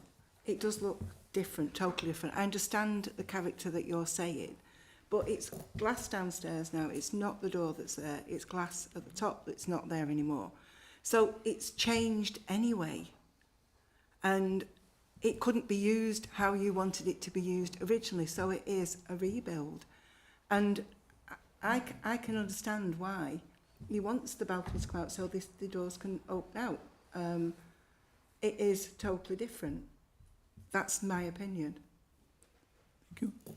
In here. If you need evidence of what it looked like when it's been rebuilt, there it is. I think we're happy with where we are. Thanks very much. Andrew Hart.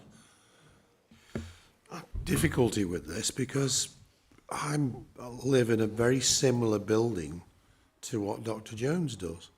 Mine is a pastiche of the original building because somebody came along and set fire to it in 1970 and took the floors out and the roof off. So I lost 16,000 Staffordshire blue tiles. I rebuilt it as close as I could. I've got two similar openings, and those openings were actually doors that opened outwards. And the reason they opened outwards is that there was a block and tackle that used to sit above the door, and that was for hauling grain up from carts, as it was, because it's an 1870s. I was lucky because I got 3 walls left, but I can sympathise with what he wants to do, the applicant. You try, when you save a building like that, and you're saving it, because otherwise it would be on the floor in a big pile of stones and brick. And you try and get it as close as you can. We can't all be like Grand Designs, and throw vast amounts of money into things. We have to make the best of the building that we possibly can. So I do find it a little bit awkward here because, I've gone through a similar situation, and I probably shouldn't say that, but it's personal experience, and we all bring personal experience to this committee because we've all got different talents and skill sets, and I can sympathise. So I'm very, very unsure about this at the moment. Right. Any other members wish to say? Well, I have it proposed and seconded for refusal, and if nobody else wants to speak, I will put that to the vote. All those in favour of refusal? 1, 2, 3, 4, 5, 6. Those against? 1, 2, 3, 4, 5. Any abstentions? No. So that the motion is carried. Right, we'll go back to Pomeroy Village Hall next, which is agenda item 6, I think it is.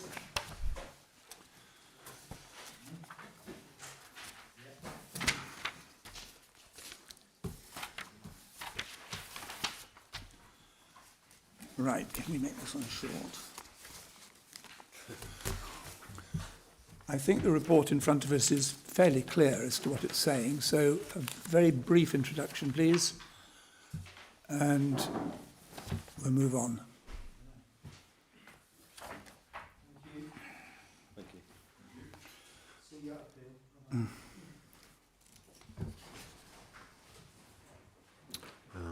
Sorry, I've got to go backwards.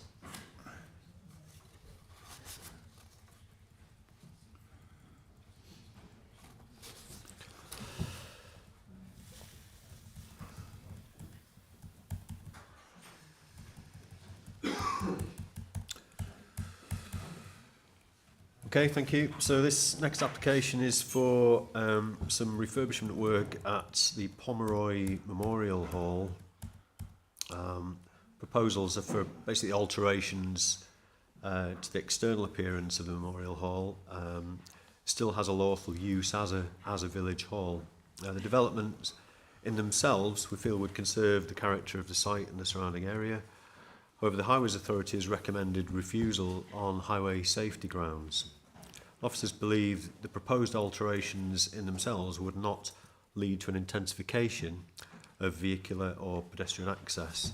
And so whilst it's acknowledged that the existing arrangement for access is substandard, our view is that there are insufficient grounds in this application for a refusal on highway safety grounds.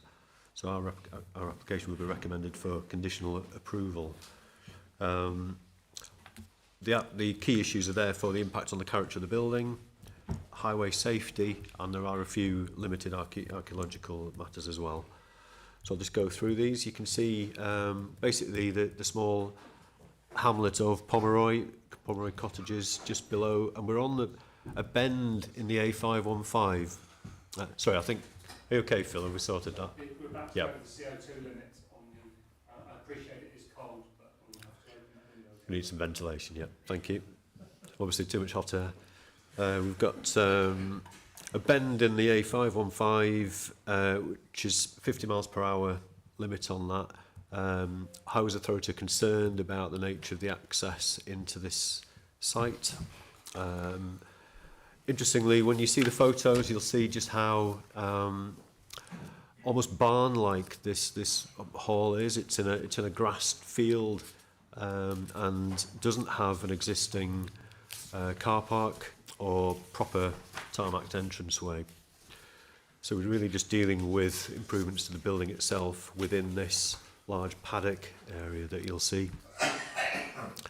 Improvements are all really in relation to the building, apart from a septic tank in relation to improvements to the toilet facilities in the building as well. So that's it from the air. You can see how an area that you might have traditionally used as a car park is completely greened over. Even what is the access, which is from this point. There's a field gate which you'll see. There's no tarmac or proper junction from the A515. So there are concerns about standing traffic and whether even it's possible for cars to pull in easily off there, with the knock-on that cars could create indiscriminate parking along the verges. Closer in. So this is the building. Quite robust, strong still, but boarded up and hasn't been used regularly as a community building for some time. Windows boarded, but still quite robust in its structure. Just quickly flick through some of these. You can see the plaque for the Memorial Hall built after the Great War.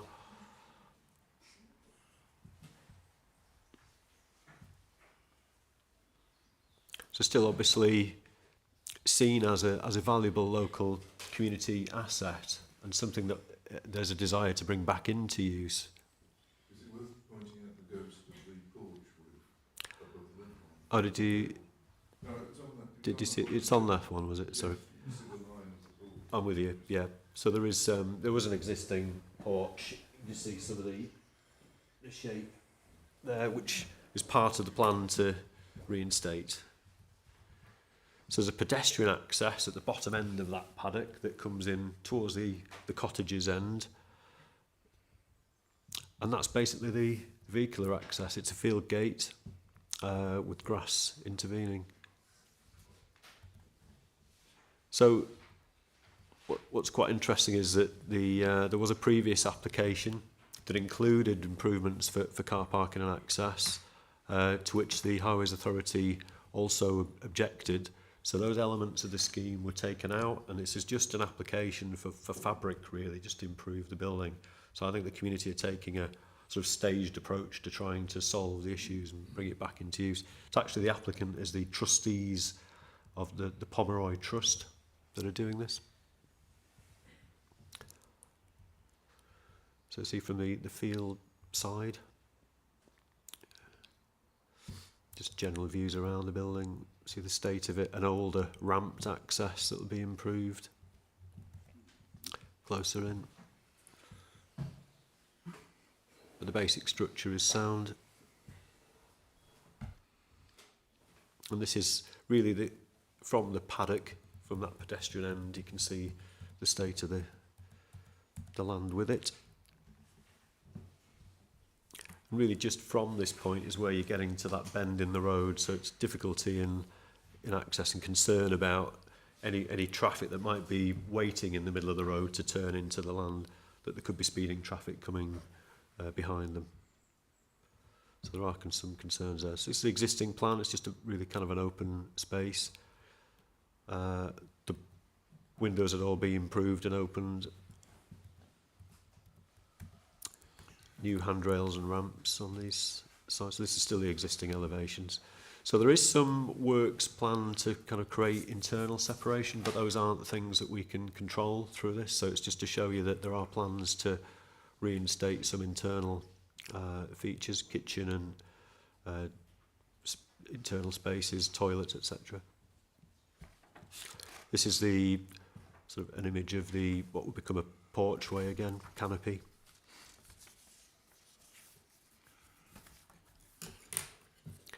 A new ramp, concrete ramp with black powder coated handrails on some short walls. There's PV panels proposed both sides of the slope. So you can see how it's been trying to be repurposed back fit for purpose. Again, an image of the plans, so nearly there with these. So we'll just take us back to place. So the building already retains a lawful use as a village hall, and the principle of refurbishment we think is acceptable. Just point to paragraph 36. Just for clarity, it's understood that the hall was last used as a general village hall in 1986, but has since been used by parts of the community for band practice and performances and local drama groups. So it remains watertight and well maintained, and has not had any other intervening uses. So we're satisfied that the village hall use hasn't been abandoned, it's still available. Officers are happy that the package of proposed alterations to the external elevations would be in keeping with the character, but then we have got these significant highways comments from paragraph 44 onwards, and you can see how they're referring to the site being served off the adjacent 515, which is a busy main road with a 50-mile-per-hour speed limit. And the concern really is about the improvements potentially leading to an intensification of the use of the access. And because of the narrow nature of the access and the lack of any formal surfacing and the paddock or the verge, it said in reality few drivers would risk entering the site as it currently exists. So there's then the fear of people lingering on the verges. So we agreed to the Highways Authority's objections in the earlier submission, and that application was withdrawn. You can see how in paragraph 46 the resubmission excludes those alterations to the access and does not propose to create. So we're really just dealing with, in this application, those refurbishment issues of the building. Report also refers to some archaeology of interest, but these matters can be conditioned through a watching brief if necessary. And as such, officers conclude that the proposed alterations can be approved, and that in themselves they wouldn't lead to an intensification of the building. So whilst we recognise that the current arrangements for vehicle and pedestrian access are substandard, these matters fall outside of this current application and are therefore insufficient grounds for refusal, we feel. The application is therefore recommended for conditional approval. Thanks, Chair. Right. Thank you for that, Brian. Because we are getting on in time, I'm going to move this for approval, actually, because I think it is straightforward, and the issues are straightforward. Do we need a condition on outside lighting? We can do that, definitely. Yeah. And the only comment I would make from the report is that I find it difficult to wrap my mind around the idea that a building built in 1921 to commemorate the dead of the First World War has no heritage significance. I mean, I would have thought it was of some considerable heritage significance. Social history. I don't care what it looks like. But that being the case, unless members have got any further thoughts on the issue, I do think that we at some stage need to be a bit more broad-minded about the parking and access arrangements. And I think that's something we could tell the applicants we could look at. But as things stand at the moment, I'm moving it for approval. It's been seconded. All those in favour? Anybody against? No, that's unanimous. Thank you very much. It occurred to me I never thought about a break earlier on, enjoying myself so much. Would you like a 5-minute break? Because we're getting on 12 o'clock by that clock. And I'll move straight on to Mr. McIntyre's item, whatever that is. I can't remember what it calls itself now. And then Stanley Lodge, that's right. We'll move straight on to Stanley Lodge. Yeah, it could stay open, really. Yeah, we're going to swap things around a little bit. Actually, spoke to the applicant on the one at the toll bargain shop, yeah, he's more than happy for us to, if we deem the sign suitable for market, he's more than happy to accept that. And we'll follow the process that we discussed. Exactly. Yeah, do Stanley Lodge. Access code.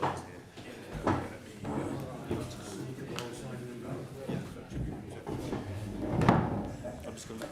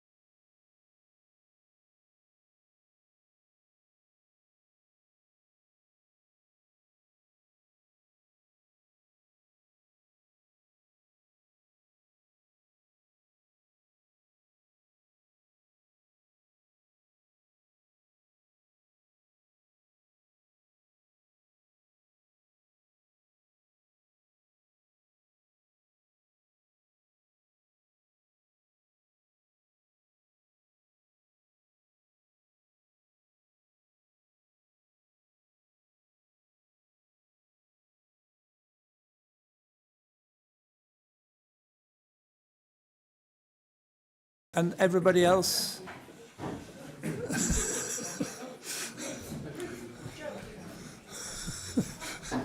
You never know what to say nowadays.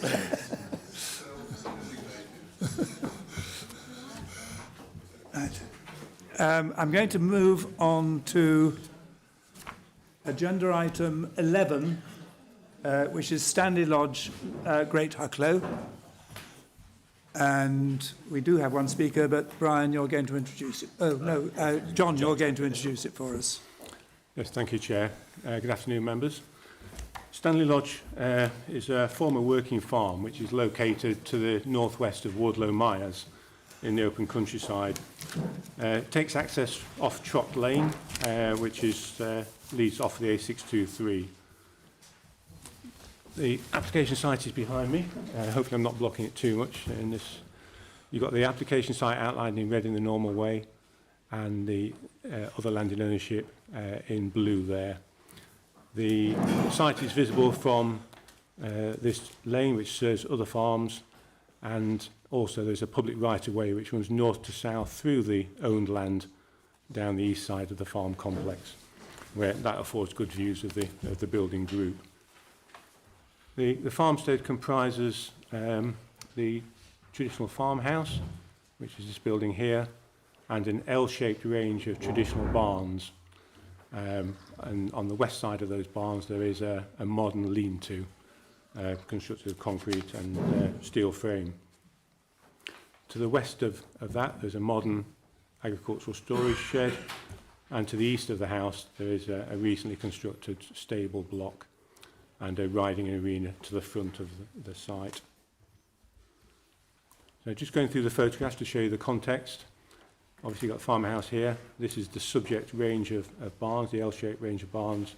And just behind the van there is the concrete lean-to. You'll note from the planning history that we've already granted consent for the conversion of this range of barns to an ancillary dwelling. That's a 3-bedroom dwelling, and included the removal of the later unattractive and no merit lean-to. This application is effectively for a very similar conversion, but retaining a rebuilt lean-to, which I'll go through on the detailed slides in a moment. So that's the front elevation facing south. Just panning to the left shows the modern storage building. The inner courtyard of the view with the house behind the photography in this slide.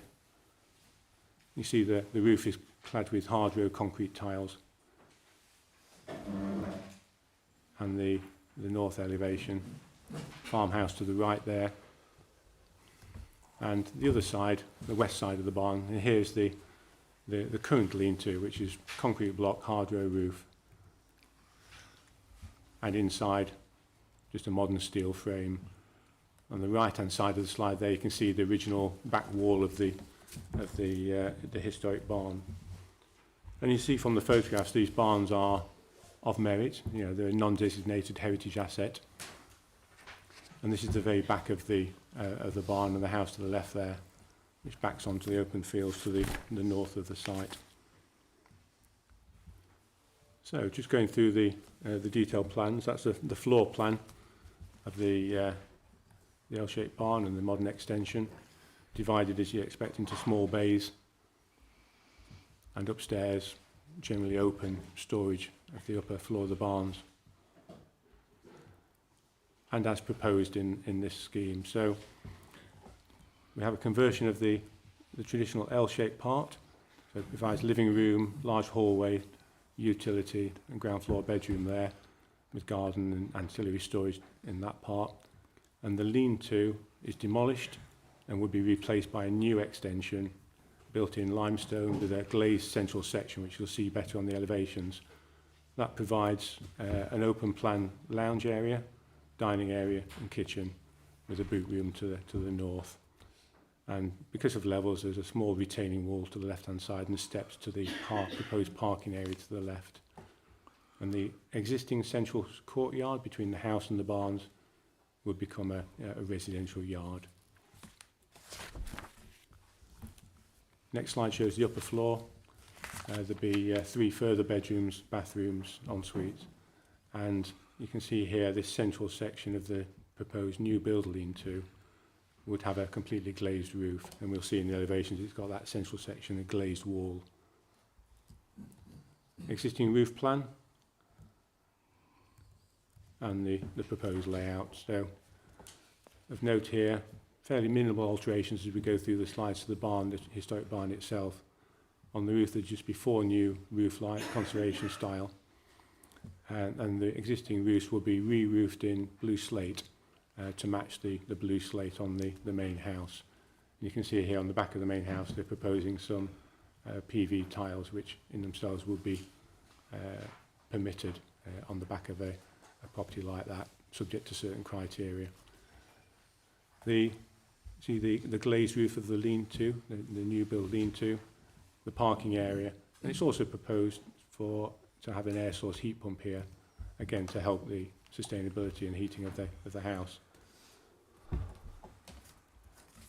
In elevations, so this is the main south-facing elevation. As it is at the moment, simple windows and doors, and as proposed. So the existing windows and doors would be, in the main part of the barn, would just be refitted with new windows, timber doors, appropriate finish. There's one small new window here to the ensuite to the proposed main bedroom, a wood-burning flue stove, and this is the revised lean-to, and this will be constructed with limestone at this end to the same quite low roof pitch and with a large area of glazing facing down southwards. You can just see the air source heat pumps to the left there. I should say at this stage, there are no concerns to the conversion of the historic building part in design terms, because we've already approved a scheme, and this is very, very similar, apart from one opening, I think. So the main issue really, and to focus on, is whether it's appropriate to include the rebuild lean-to and what that impact is on the heritage asset. So the inner courtyard view at the moment, just simple boarded doors, and these will be replaced with new windows and one boarded door and just one new roof light there. And the west elevation, so this is the existing concrete block lean-to. That will be replaced by a new build lean-to, same roof pitch, in slate this time, with the hard row concrete tiles removed from the main barn as well and replaced with blue slate. This area will be limestone, and this central area, glazed roof, and I'm going to 5 bifold doors there. And the other elevation, so this is the elevation in the approved scheme, where we said we approved a scheme for conversion to 3-bedroom ancillary dwelling. That's still extant, could be implemented at any time, and that would be the elevation where the lean-to is removed. So that's the approved plan. The wall would be repaired, reinstated, and the existing openings glazed or fitted with new timber doors. So you can see there that would be some significant enhancement of the barn that reveals that rear wall, against adding the extension, which covers up that historic rear wall, and as set out in the report, in our view, is harmful to the character, appearance and the significance of the barn as a non-designated heritage asset. And also, in terms of scale, it adds significantly to the size of the dwelling. As approved, it's a 3-bedroom dwelling. As proposed now, it's a 4-bedroom dwelling, and not regarded as being subservient in scale to the main house to meet our ancillary dwellings policy. Just to finish the slides, there's a rear elevation that backs onto the open field. That's as existing, and in the proposal, very simply treated. One new window here, 2 small conservation roof lights, and the new build lean-to would be in limestone on this elevation. So, just to summarise those slides, our policies do allow for the conversion of traditional buildings to barns like this to ancillary dependent dwellings, provided it conserves or enhances, the special qualities of the building, and is of a size which is truly ancillary to the main dwelling. This proposal is for the applicant's father to live in, and the inclusion of the lean-to with its low roof pitch, as I explained already, would cover a main elevation of the barn, causing the harm I've identified already, and would actually, in scale terms, to give you some context, would actually be larger in floor space, just the lean-to, than our affordable size guidelines for a four-person dwelling, just to give you some context. So, with that harm to the appearance, character and significance of the asset, the scale being too large to be considered to be a ancillary dwelling, the recommendation is one of refusal, Chair, at this point in time. Thank you. Right, thank you very much. I have one speaker, Ms McIntyre.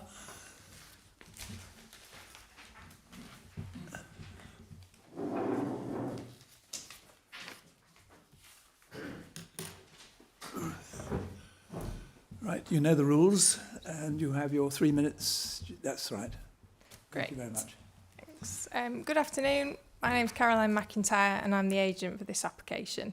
I'll keep my speech brief, as I just want to focus on the differences between this application and the approved scheme from last year.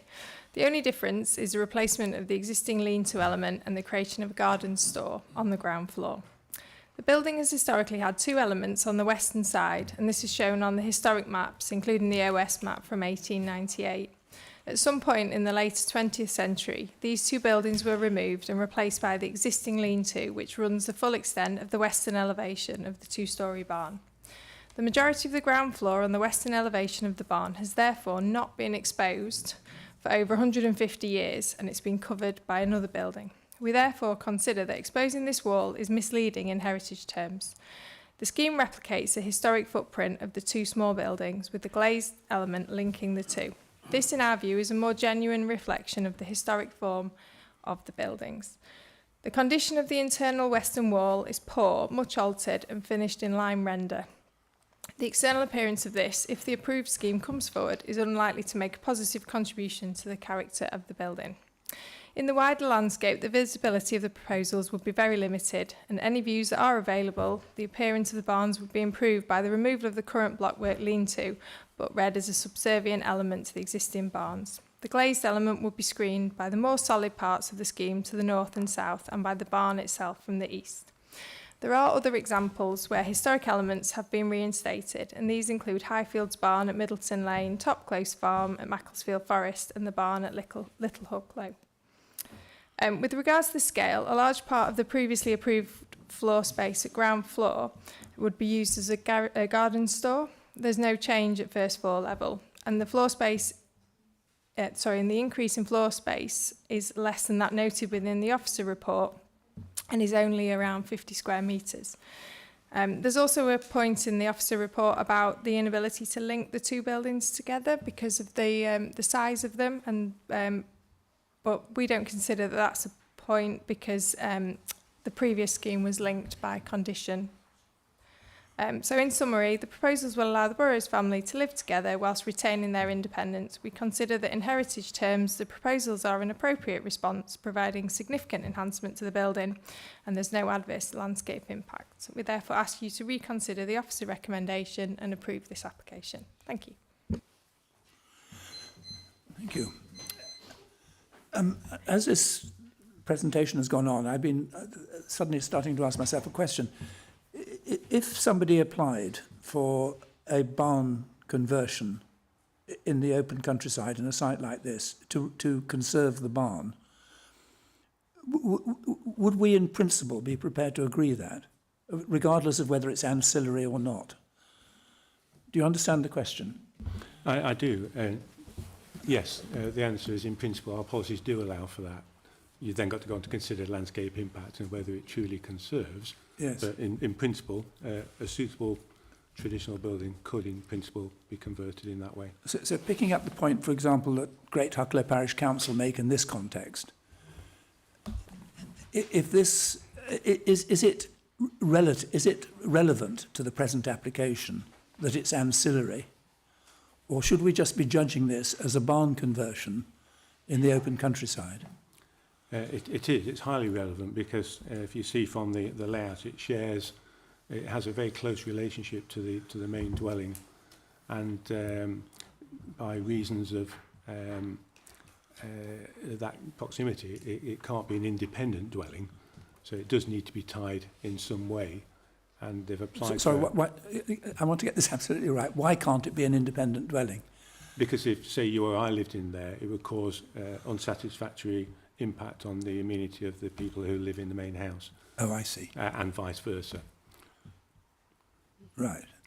In this case... but, I mean, if this was a pair of terraced houses in a new affordable housing site, would you not have exactly the same problem in terms of the relationship between the two dwellings? I'm trying to work out... Not quite. They're too close here. The windows directly overlook, and the shared space means that it would be incompatible with independent living. It's fine with a relative living in one and connected to the other, but wholly independent market dwelling wouldn't be appropriate for those privacy, amenity and shared service reasons. Right, okay. And I suppose my next question is, there is an SDP relating to ancillary accommodation which tries to keep that ancillary accommodation genuinely ancillary to the original building. And that, of course, makes some sense when you're building a brand new piece of ancillary accommodation. But if there is, if we're doing this in the context of a building conversion to conserve a barn, is size a particular issue? Because what you're trying to do is to conserve the barn. Do you understand the question again? I do, Chair, yes. And in the planning balance, we do take that into account, and the SBD does as well, where practicable. In this case, we've approved a 3-bedroom conversion without the lean-to, which is still quite large for ancillary, but nevertheless that was still subordinate in scale to the house. We looked at the scale very carefully, but in the planning balance you've got a historic building, L-shaped building to convert, and that scale of conversion in that previous scheme was still subordinate and felt to be acceptable. It met the criteria in 5.2 that to be subordinate in scale to the main dwelling house. And is it a condition of that first planning permission that this lean-to, as it exists now, is demolished? It was negotiated out, and the applicant submitted amended plans which were subsequently approved to avoid a recommendation of refusal. So is it a requirement of the earlier planning permission that those be reviewed? Yes, yes, okay. it is. Right. Members? David Chapman. Just a quick question. Was any pre-app done with this, on this application? I can't recall. There has been extensive discussions with the previous case officer over the issue of whether to include or remove the lean-to, leading to the previous approval, and an explanation of why it was important that it was removed to meet our policy and ancillary dwelling requirements. So that conversation took place obviously before this application was submitted? It did, yes, yeah. Right. Ken Smith. Thank you, Chair. It seems to me that the extant planning permission is the correct one, and what it's done is taken advantage of the opportunity to reveal to conserve and enhance, as our policy DMH8 requires, the significance of the original outbuildings to this farmstead. I acknowledge the fact that the late 19th century maps show 2 outbuildings on the western side of the L shape, but we don't know what form they took in terms of their height. We don't know what materials. We don't know how the roofs were developed. It just shows that there was a couple of extensions on that side. They've gone. The extension that's there now in its concrete blocks masks the significant earlier 19th century outbuildings. and I don't see that the proposed replacement that we are considering does in any way does anything to either conserve or enhance the original outbuildings. I don't think that this should be approved.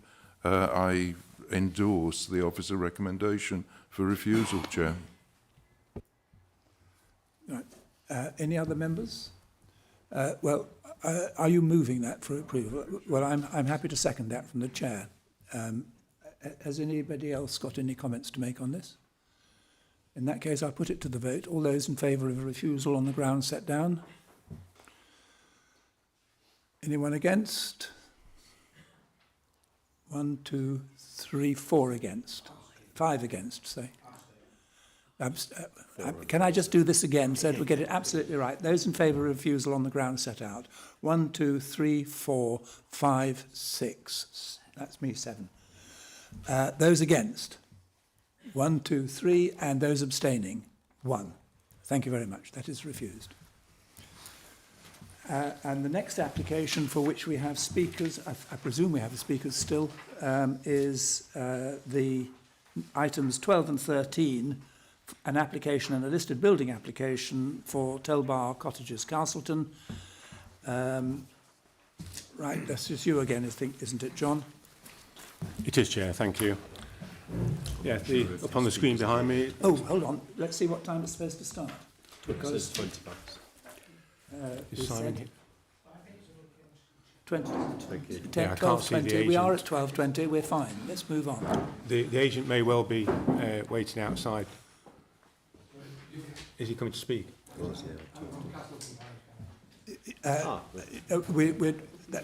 Thank you, sir. Simon That's Gady's here as well. fine. We're looking to see whether the applicant's agent is here. I'll just see if he's waiting in reception. Thanks, John.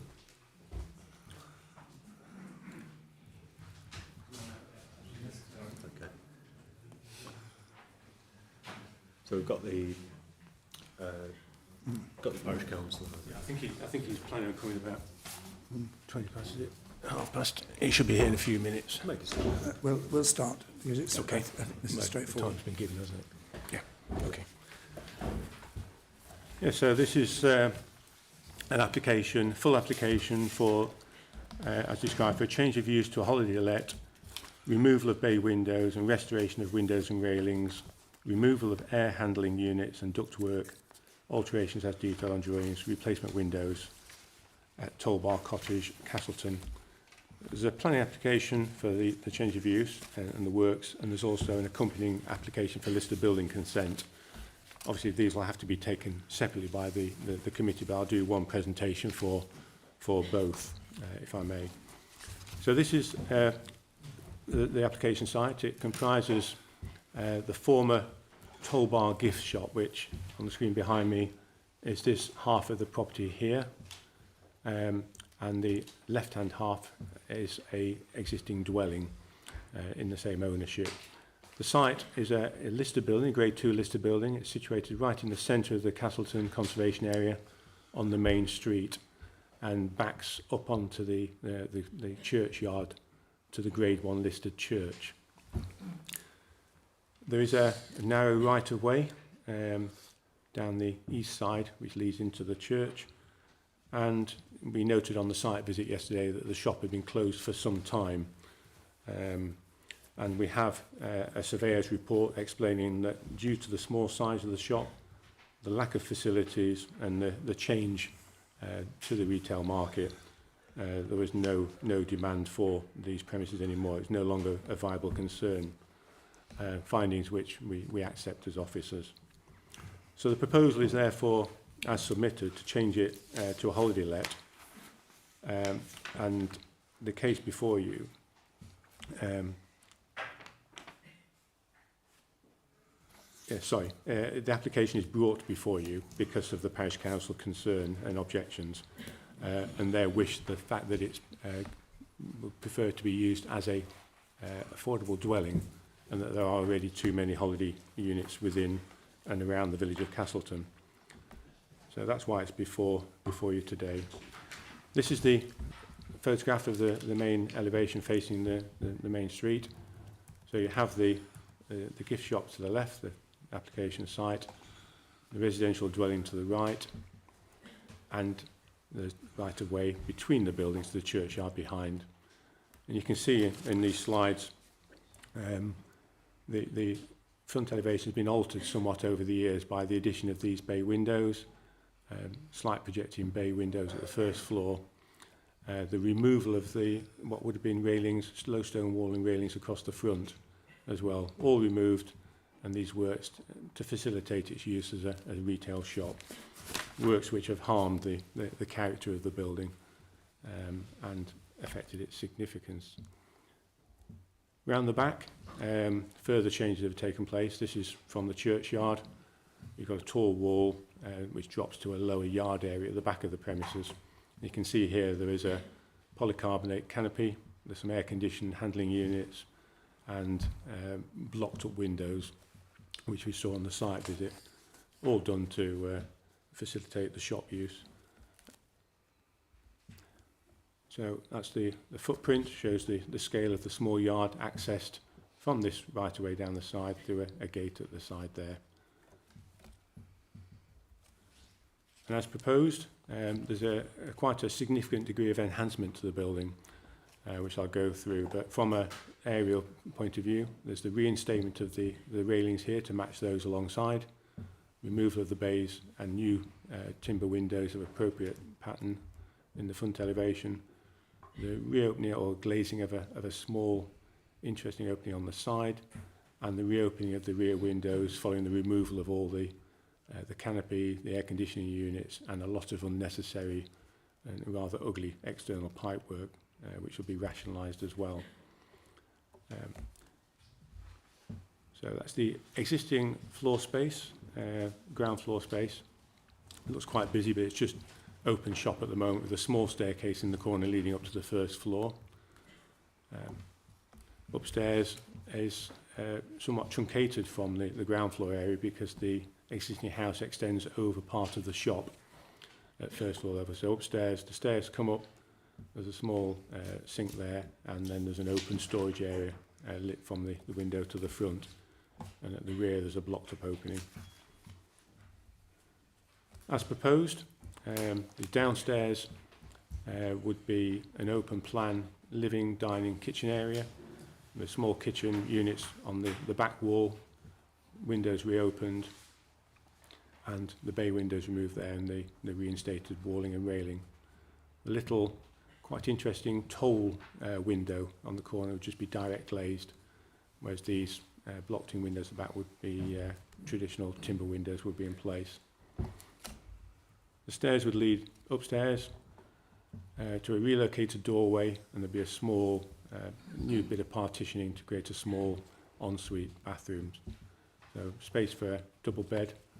So it's a two-person small unit. Elevationally, that's what it looks like at the moment. And as proposed with the new windows, there are no concerns about the principle of putting the new timber windows in. Just a couple of the details aren't as we would like, the Conservation Area Officer would like. So I would ask for an additional condition to agree the finer points of the detail of those windows, in addition to the conditions already set out in the report. Also, with the degree of change, you'll see in the report there's a requirement for an archaeological watching brief, because there may be some interest in the rear yard. Given the change to the fabric of the building, we'd also ask for an architectural recording element to that WSI, so we capture what's there at the moment and any changes throughout as an additional amendment to that condition. In this, just going back to this slide, we'd cut away the proposed railings there, just to be able to show the front elevation. That zoomed in, doesn't add any more. That's the side elevation, showing the existing as proposed without the bays. And this shows the return end as proposed with the new walling and railing. And the rear elevation as proposed as well, with the windows unblocked with new framed within them, those air conditioning units removed, and the pipework rationalised. And this is the existing gateway through into that rear yard. So that's going to detail of and that's the detailing of the railings, which match those of the adjoining property to provide that continuity. I won't bore you with the details of the individual windows, but generally they're fine. It's just some small detail in terms of that we need to just agree. So to sum up, with some detailed conditions and amendments I've spoken about, it's a very sensitive conversion of a small shop into a small dwelling. The shop's no longer viable, and the returns from a residential use will secure substantial enhancement to the character, appearance and fabric of the building to significantly improve its significance as a listed building. It would also make a big improvement to the setting of the Grade 1 listed church at the back. We do, of course, carefully note the parish council concerns and their wish for affordable housing. However, such a use would not be viable. Our housing policies also do support the conversion of heritage assets like this to dwellings where the development is necessary to achieve conservation and enhancement of the building itself. This scheme does achieve that conservation and enhancement, although the applicant's development description is just seeking a holiday unit. So we could, in practice, agree under our policies a market dwelling. We saw on the site visit yesterday the accommodation is quite small, but that in itself is not that dissimilar to many flats, and as a matter of fact is of a size that sits between a one-bedroom, a one-person and a two-person local need dwelling, to give you context. Well, of course, it's not an affordable dwelling. If members consider it's appropriate as a small dwelling, then my amended advice would be that there is no need for an occupancy restriction if you were to approve it. As a market dwelling, the applicant has the option then to let it to a local person, which by its very size is likely to be more affordable, or let it as a holiday unit, thus to some extent potentially meeting some of the parish concerns, at least in the possibility of a local person occupying it as an alternative to holiday use. We would, of course, need to agree an amended application description, Chair, because at the moment the application is described as for a holiday let. But if members were to approve it today and feel the size was appropriate for a market dwelling, then it could be delegated to the head of planning to agree those amended application forms and issue the decision notice afterwards. So that's my recommendation. Thank you, Chair. Thank you. I will explain further those last comments when we have heard the speakers. The first speaker I have is Councillor Nigel Topping of Castleton. If you'd like to come forward, sir.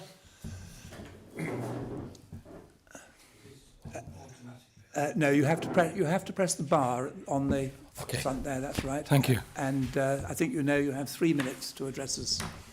Okay. Good afternoon. My name is Nigel Topping, and this is my colleague Jane Sim. We are both Castleton Parish Councillors. The Council reviewed this application at our meeting on September the 29th, and we were unanimous in objecting to it. Frankly, this is one of our easier decisions. Tollbar Gift Shop is on the main road through Castleton, the A6187. It has no parking, and there is double yellow lines outside the door. There is no parking anywhere in the vicinity. The lack of parking alone would be reason enough to reject the application. In addition, it is a listed building slap bang in the middle of the conservation area. Now, while parking is a major issue, it is also proposed to convert the shop into a holiday let.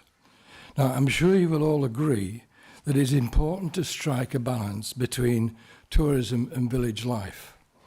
Castleton already has about 70 second home stroke holiday lets, and this has become a major concern for villagers. In some parts of the village, the majority of the houses are already second homes or holiday lets. So here we have a proposal to convert a building that is listed in the conservation area into a holiday let and it has no parking. So there are local precedents for refusing change of use from commercial to residential where lack of parking was the primary reason for refusal. The Castleton precedents are Dolly's Cafe and the outdoor shop in the marketplace.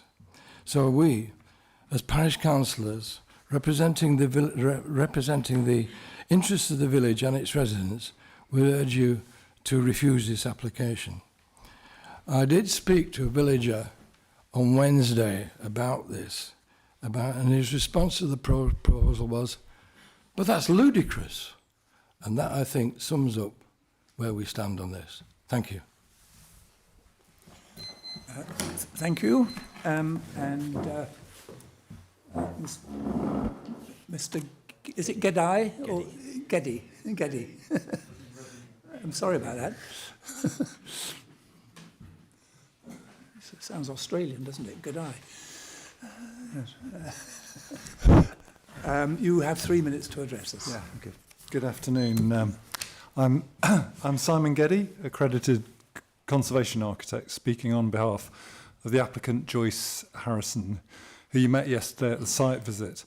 Joyce has lived at Tolbar Cottage since the 1960s. I'd like to just reiterate the enhancement that this application will make to the Grade 2 listed building.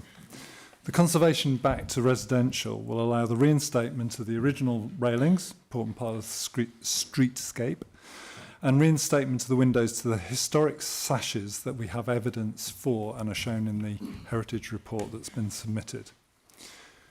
The conversion will enable work that will enhance the listed building, including the removal of the redundant ventilation that John talked about, which is very prominent from the rear elevation, and removal of ductwork and vents at the first floor level and within the beam structure at the shop. So that was the ventilation that was needed for its use as a shop.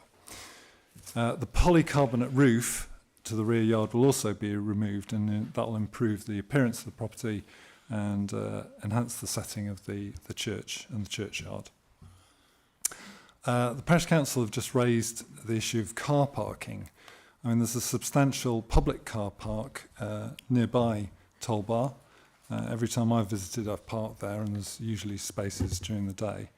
In addition, Harrison's do have some, or the owners have some parking at the rear of another property. So I think parking can be provided in that way. Okay. That's everything. Thanks very much, and I hope you will approve the application on the basis of your officer's recommendations. Many thanks. Thank you very much. Picking up the point that Castleton Parish Council have made, and thinking about our site visit yesterday, and I think those of us that went on the site visit are in no doubt whatsoever about the architectural and environmental improvements that would be achieved by this application. The thought occurred to me that if this is granted subject to a condition that it shall only be used for holiday lets, then if it was wanted to be used as a dwelling, under our present policies, that wouldn't be possible. It seems to me that in this day and age, in almost any village in the country, keeping open the possibility of somebody living in a house instead of holidaying in it is something which we should all try and achieve. So I asked the officers to consider the implications of this, which is what John Keeley was suggesting, which is that in fact this could be approved with some minor adjustments to the description as a dwelling. And if the owner then chooses to use it as a holiday dwelling, like the rest of us, there's not much we can do about it. There's nothing in government policy, there's nothing in our policy, there's nothing in anybody's policy which would actually, at the moment, that would stop that happening. I think what is being recommended to us now is that we approve this in principle, but that we allow the officers to go and get a proper description of the application as a dwelling house, which is what it will be, And once that has been done, it could be approved by the officers without the occupancy restriction. Alan Hart. Sorry, Andrew Hart. I agree with you, Chair. And if you're going to put that as a proposal, I would second it. Well, I'm happy. Well, you propose it. Go on. Go on, I'll propose it. I'll second it. And Kath will second it. So that's I think the best way forward. Okay. And anybody else got any thoughts on this? Sorry, are you all wanting to speak or are you all voting? You're all wanting to speak. Right. Can I take you one at a time? I'll go down this side. Ken. No objection, no problem with the proposals now, Chair. I just to say, I support the improvements, particularly the fact that the proposal is not just to modify the fenestration of what's currently the shop, but also that of the cottage, so that you get a uniformity to the facade, and particularly also the additional recording in the WSI. I do wonder, Chair, whether in the revised recommendation that officer seeking amendment from the applicant, that it ought ultimately to be approved by Chair and Vice Chair? I don't mind that. Yeah. I think it's so straightforward that it's probably unnecessary, but it's up to you. Just for the avoidance of doubt. Exactly. Yes, okay. Exactly. Right. Okay. Going down that, who's the next one to speak? Kath Potter. Thank you, Chair. Right. I totally agree that the policy needs revisiting, as Castleton implies. Many years ago, it's over 20 years ago, there was an application for a farmer's son to convert to a barn, South Darley, and the officer stood where Patrick is sat, and he said, "You must go and live at Darley Dale. What good is that if a cow is calving, if sheep are giving birth, if a horse is in difficulties? The farmer needs to be on hand." And that is why I've fought all the 20-some years I've been on this authority, that it's time we started thinking about the needs of the local people. Should we don't say to visitors, "Oh yes, you can come to the park, but you can't stay in it." And that's the equivalent of what's happening to our young people who want to stay and work on the farm. And it's time we revisited this policy. I just think it's totally unfair that we should treat everybody alike, and I feel that this policy does not, and I am totally in agreement with what Castleton says. I may be very unpopular, but I couldn't care less. Right. Staying on this side, James Beresford. This is his maiden speech. I know. I don't make any recommendations or anything, but what I would say is, and I can't speak with such passion as Kath has just done, but in a way, I mean, I fully applaud the conservation that is being applied to this building, because it really is a very strong character proposition. However, merely a passing sentiment to echo what Kath and others have said, this is representative of a steady drift towards holiday lets in this part of the world, and I think that is a shame. I know there's nothing we can do about it, but we did respond, didn't we, to government consultation on second homes and holiday homes, I believe, and I think we are in a position to make our position perhaps clearly than we have done hitherto, because it dramatically alters the character of the place and the ability of people to live here. And, Chairman, I absolutely won't be voting on this, but merely to say, I think in terms of our approach to holiday homes, we could be more outspoken in future. Thank you very much. Coming down this side, down, Mike. Did you put your hand up, Mike, or was it just I Ginny? did put my hand up. Okay. But others have just said exactly what I was going to say, that we need to be more mindful of local people and their accommodation and less accommodating to holiday lets. Right. Anybody? Well, we've had it proposed and seconded. I think there's going to be a unanimous vote. All those in favour? Anybody against? No, that's carried on the terms that you've heard, and you'll be able to discuss with the officers the end result. Okay? Right, we better go back in the agenda. Oh, the listed building application. Technically, we meet also to deal with the listed building application. I don't think we need further submissions on that. And is that seconded? All those in favour? Anybody against? Anybody abstaining? No, that's okay. Thank you. So we will go back to the application by the authority for New Road Farm Longner. I think this is straightforward, so a nice brief presentation would be very welcome.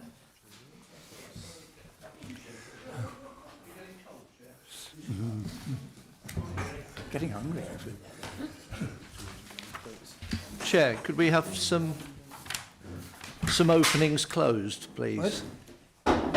You want the windows closed? Well, some of them anyway.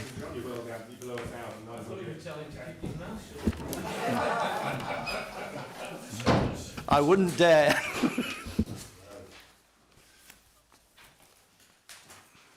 Right, who's dealing with this one? I will.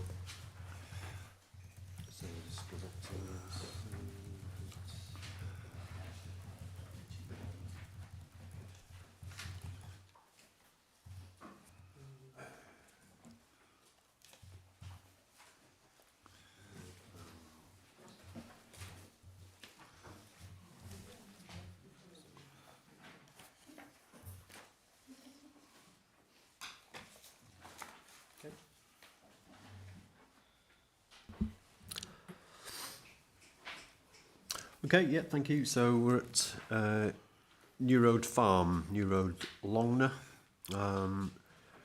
It's located about 2 kilometres north of Worslow. It's just a fairly simple application for the erection of a steel portal-framed agricultural building to house cattle. And it would be a replacement for existing agricultural building that's now beyond reasonable repair and that would be proposed for demolition as part of the scheme. So planning policies are supportive of new agricultural buildings, subject to them being demonstrated that they're reasonably necessary for the purposes of agriculture at the scale provided and subject to them conserving and enhancing the characteristics of the national park. And subject to conditions, the design and appearance of this development has been found to be acceptable and according with policy. It is recommended for approval. A quick flick through some slides on that. So you can see the existing block plan. There's a building between two existing buildings. They're more traditional buildings. There are actually, I think there's actually, and that's the proposal, just to replace that with a similar building. It's slightly bigger footprint, slightly deeper, but within the same footprint. You can see the fabric of the older buildings there behind the machinery. Block and sheet style roofing beyond its reasonable use now. So the traditional buildings on the outskirts of the site, well screened already.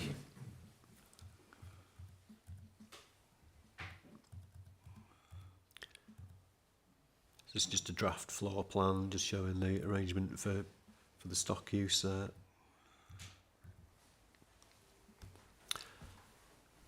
Existing elevations, corrugated steel pitch roofs, you can see that'll be demolished, and the concrete block barn with asbestos roof to be demolished as well. And it's just a simple fit between those buildings again. Standard sort of agricultural building. Simple roof lights on the top for lighting. So that's a fairly simple case. We do consider that the need's been properly justified for the agricultural use at the site. It hasn't changed in that respect, so there's a need still there.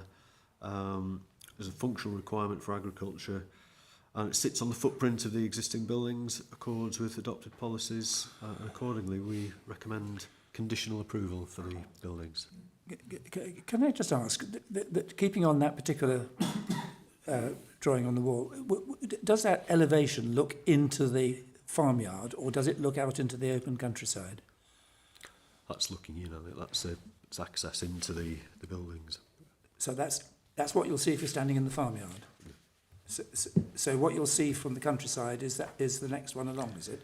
You'll have the that's the other side. No, that's the end of it, isn't it? That's the end of it.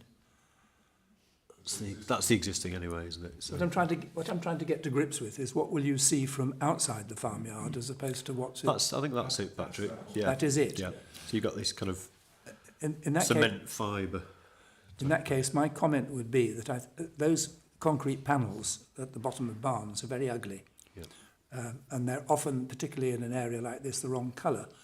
And I think it's a shame that we cannot bring the Yorkshire boarding, if that's what it is, down lower, so that it's the Yorkshire boarding you see rather than great big concrete panels. If I may, Chair, that eastern facade looks out over part of the external farm yard. There's a large circular slurry tank, and then beyond that there's tree cover further to the east, which provides some coverage, some landscaping to that part of the exterior of the farmyard. While your comments are perfectly appropriate, in this instance I don't think it's necessary because it's within part of the farm complex. Okay, in that case, on that basis, I move it for approval. Anybody seconding it? Anybody got any comments on that? You would? Yeah, I'm looking at it purely from an animal welfare point of view, and the existing building just is in the 21st century is not fit for purpose from a ventilation point of view, so it fits that criteria in my opinion. Okay. Thank you. All those in favour of approving it? Anyone against? That is carried. Agenda item 10, Longner Wood Holiday Park, Longner. No, yes, that's the one. Yeah. This is a follow-on from one we had at the last meeting, I think. So it should hopefully cover exactly the same issues. Yes, a very similar case to the one we had at last committee. Proposal is to remove a condition attached to an earlier permission which currently prevents occupation for a chunk of the year, so between 10th of January and 28th of February, which was to obviously limit permanent occupation. But another condition is already present which does that also by defining it as short-term holiday let. So we've accepted that last time round, that we don't really need to duplicate those. And in fact, by removing that particular condition, it would give more flexibility to the owners to operate the site all year round, which is kind of where the tourist season is going. So. Andrew. We've got an emerging tourism, up-to-date modern tourism strategy for Staffordshire Moorlands. And of course this is inside the Peak Park, but it's still Staffordshire Moorlands. And one of the things that's come forward from Enjoy Staffordshire, the tourism board, which I sit on, is that there's been quite a flurry of activity. People are finding generally Staffordshire very, very popular. It's the 2-hour rule from Birmingham to Manchester and from the East Midlands. So you travel 2 hours with your motorhome and your caravan, and you enjoy an area. You don't put any pressure on with holiday lets and things like that. You bring your home with you. Since the pandemic, a lot of people have bought motorhomes, which they're not parting with now. They've caught the bug, and this will encourage more extensive holiday use, which then supports the local shops and the local village of Longner, and I think that's very, very important. So I would be very, very happy with this. It falls in with a lot of up-to-date thinking. Thank you, Chair. Thank you very much. Ken. Yes, I'm glad to second this. I've got a static caravan, which it's the first year at fully open, and I think it's the conditions what's in about permanent residence is welcomed. And if you hurry up, I'll be going there in about 10 minutes. Okay, thank you. That's absolutely fine. I'll propose it, Chair. Yeah, certainly. Just a comment I made earlier, Chair, about the proposed register, whether that can be a digital file that's submitted to the authority annually, so that it's to hand if officers wish to review it, rather than having to bother the applicant. Yeah, okay. On that basis, all those in favour of this application? Anyone against? Anyone abstaining? No, that's unanimous as well. We now move on to agenda item 14. Before we start this one, will you agree that I'm hoping to finish no later than about 20 to 25 past? Will you agree to go beyond 1 o'clock? Okay, thank you. Annual quarterly enforcement report.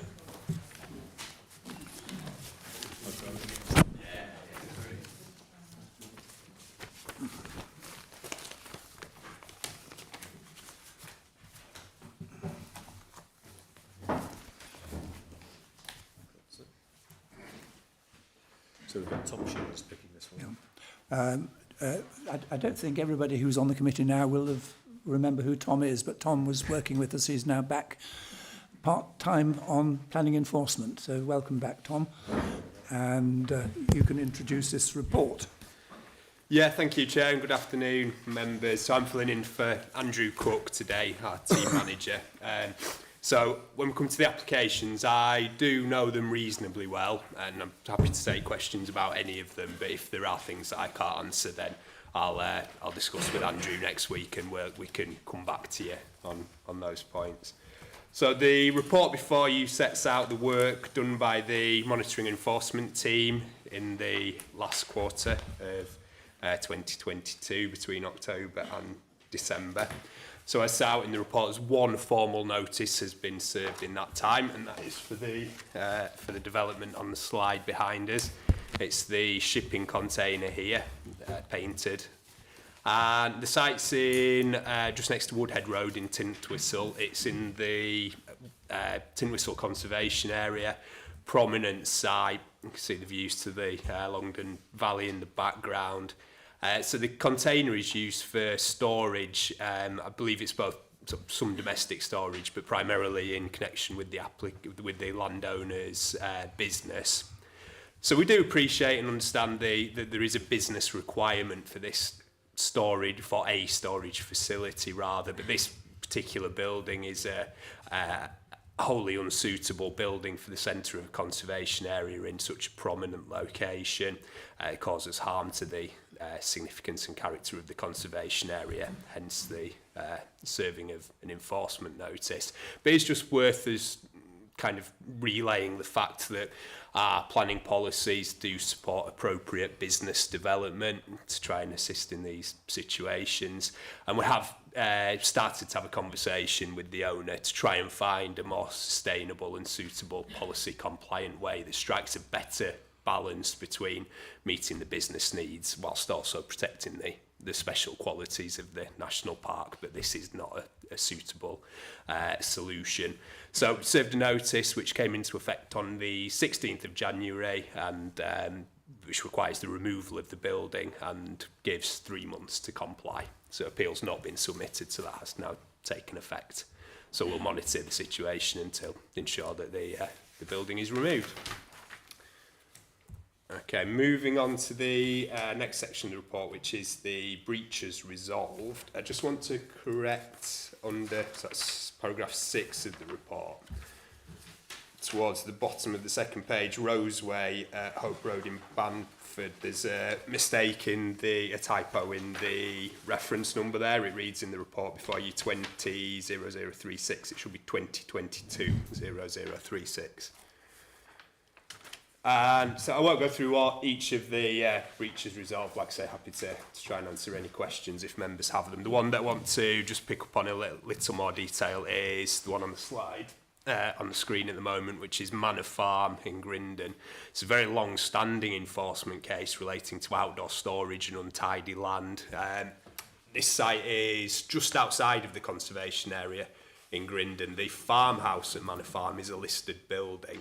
The farmhouse and much of the land surrounding it are actually now in separate ownership, but nevertheless the land has an impact on the setting of the listed building. Again, it's a very open and prominent site, so the untidy state of the land was certainly causing harm to the national park.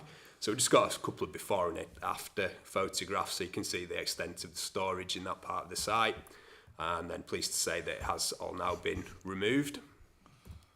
I think that's what long overdue. I do remember seeing this on a planning site visit. I think I would think about 8 or 9 years ago now, and we asked for something to be done on it. But I see actually that it was already that 06/0145 means that this was first raised in 2006. Correct. Is that right? Yeah, very long-standing case. Yeah. So that's taken 17? Yes, 17 years to solve. Yeah. But I do remember it very clearly. Well, that's long overdue. Thank you. Yeah, and then, again, you can see the types of material stored there next to the lane, all gone. And then this one, just that is the listed farmhouse. So this area of the site in particular has a huge impact on the setting and significance of the listed building. You can see the harm that was being caused by the vast amount of material stored there, and all gone now, so greatly improved. And then again, spreading out into the open fields around the site, and again tidied up now, so that breach has been resolved and the case is closed. So we're obviously happy about that, and after such a long time as you mentioned. Okay, on to the report then goes on to discuss their current high priority case list, which again, most of these are as set out in the report, so I don't intend on discussing them all in detail. I can give you some brief updates on a couple of them since the report was published. The second case down at Woodseats. So in the summer of last year, we had 7, I think it was, planning applications that directly relate to the breaches at this listed building. So obviously it was appropriate to hang on for the determination of those applications before considering our next steps. And also then there was a period of time where the applicant could have appealed, because most of the applications were refused. So the time period for appealing has now passed. So we have instigated contact with the site owner again, and we certainly hope to be able to report more on that one at the next review. We hope things will now be happening in the coming weeks. And similarly, at the fourth one down, Lander Cartledge Flat on Bradfield Moors, which again, this is a case for it's a moorland track. An enforcement notice is in place but hasn't been complied with. Again, there's been a lull in discussions about the site, which coincided with the COVID pandemic and changes in staffing. And that's at both sides as well. The land is owned by the Wentworth estate, and the estate manager, who had previously been in discussion with us, had left. So I met with the new estate manager about 3 weeks ago for a discussion, met on the site, and I walked the length of the track and had a discussion about what needs to happen, and we agreed a deadline of the middle of February for a further update. So again, we expect to see progress with this one, and hopefully we'll be able to report something more meaningful next time around. And then the final one that's worthy of just a little more attention is Crestbrook Dale, the last one on the list of our high priority cases. Members will have seen an email that was circulated earlier in the week from the Crestbrook community group, which, to summarise it, basically raised concerns that we, since this serving of a temporary stop notice last summer, that we haven't taken any permanent formal enforcement action yet. And there was a concern raised that by not having served any formal notices yet, that we are condoning the unauthorised work on the land, or even going as far as giving tacit permission through turning a blind eye. So naturally we want to reassure members and all interested parties that absolutely is not the case. We remain wholly committed to taking appropriate enforcement action. We understand the frustrations at the time delay that these things take. And really, it's a question of us coming to a conclusion on precisely what form the formal notices should take and what should be in those. So there isn't a discussion. Not taking action is not something that is on our agenda at the moment. So just want to reassure members and interested parties alike that is the case. Yes, tree preservation order has recently been confirmed as well on the woodland that surrounds the site. So there is, I know that's a separate issue to the enforcement action, but there has been progress in that respect. So we are working towards the serving of appropriate formal enforcement notices. I think we need to be a little bit stronger on this Crestbrook one. We were reporting on the 7th of October that officers were considering further enforcement action. We're now 3 months on. We're still considering further enforcement action. We don't want to have that same comment in 3 months' time when we receive our next report. Yeah, fair comment noted, yeah. All right. And I think you've got some news for us, or somebody you've got some news for us over Sheldon. Yes, just squeaked into December, so within the period of the report, I obtained a warrant from Chesterfield Magistrates Court to enable my colleague Andrew Cook to go and inspect the site. That warrant has now been executed. I'm expecting to hear from Andrew about his conclusions about what he found. I know he took over 90 photographs, so that's going to be a task, isn't it? Right, thank you. Members, have anybody got... we've got two down here. So let's start off with Ginny. She's the nearest. Can I ask you about two points? First of all, Swallowholme Grange or Swallowholme Caravan Park, which is at the bottom of Bamford, where they have, it was reported by Bamford Parish Council, and I think there's been some reports as well by where there's been a bungalow built. They are advertising on Rightmove for this to be sold and say that they have 9 in total. So this is obviously of great concern, and you can actually see on the site where they've got the hard standing for, or they've started the hard standing for these bungalows. No one of the enforcement officers has visited last year in November.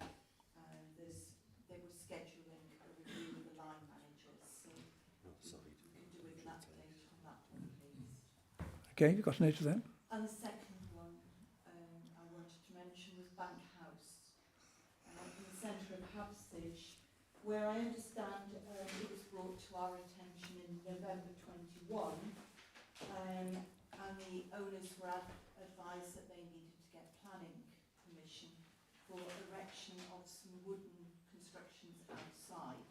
Now, I want to emphasise this is a positive thing for the centre of Havsage, but local residents are getting very upset about the fact that they seem to be flouting the planning law and not going for the retrospective planning application, and have had some temporary constructions in there as well, which they've now removed following the enforcement officer's visit. Yeah, the Bamford case, I'm sorry, but I don't know that one at all. I've not had any involvement in that, but I can relay that to my colleagues, and I can ask somebody to get an update to you as soon as possible, if that's okay. Yeah, that's great. Bank House I am aware of, yeah. So I know that was discussed before Christmas, and we were told by the owner that the TPs would be removed by the end of January, so we're monitoring the situation, see if that happens. If that doesn't happen, then obviously we then need to have consider appropriate next steps, so that could take the form of a retrospective planning application. If the owner wants to keep them, they have it's within their gift to apply for them. Failing that, then we could consider formal action. Sorry, can I come back on that? Because it's not the erection of the teepees, which I've seen them actually starting to remove. They have seating areas and wooden constructions which have been there since November 21. Yeah, they're subject to the same open and ongoing enforcement case. So yeah, I guess if the TPs are removed, the other structures stay, then that wouldn't result in the case being closed. We would then need to have a think about the most appropriate action for the seating areas, and there's the wooden pergolas as well, isn't there? Yeah. So yeah, that remains ongoing. So we can have an update on that one, can we? Thank you. Thank you, Mike. Thank you, Chair. Pleased to get the update on 180062 on that part of Bradfield Moors, but the other case with Mickleton Edge, that's been going on since 2015.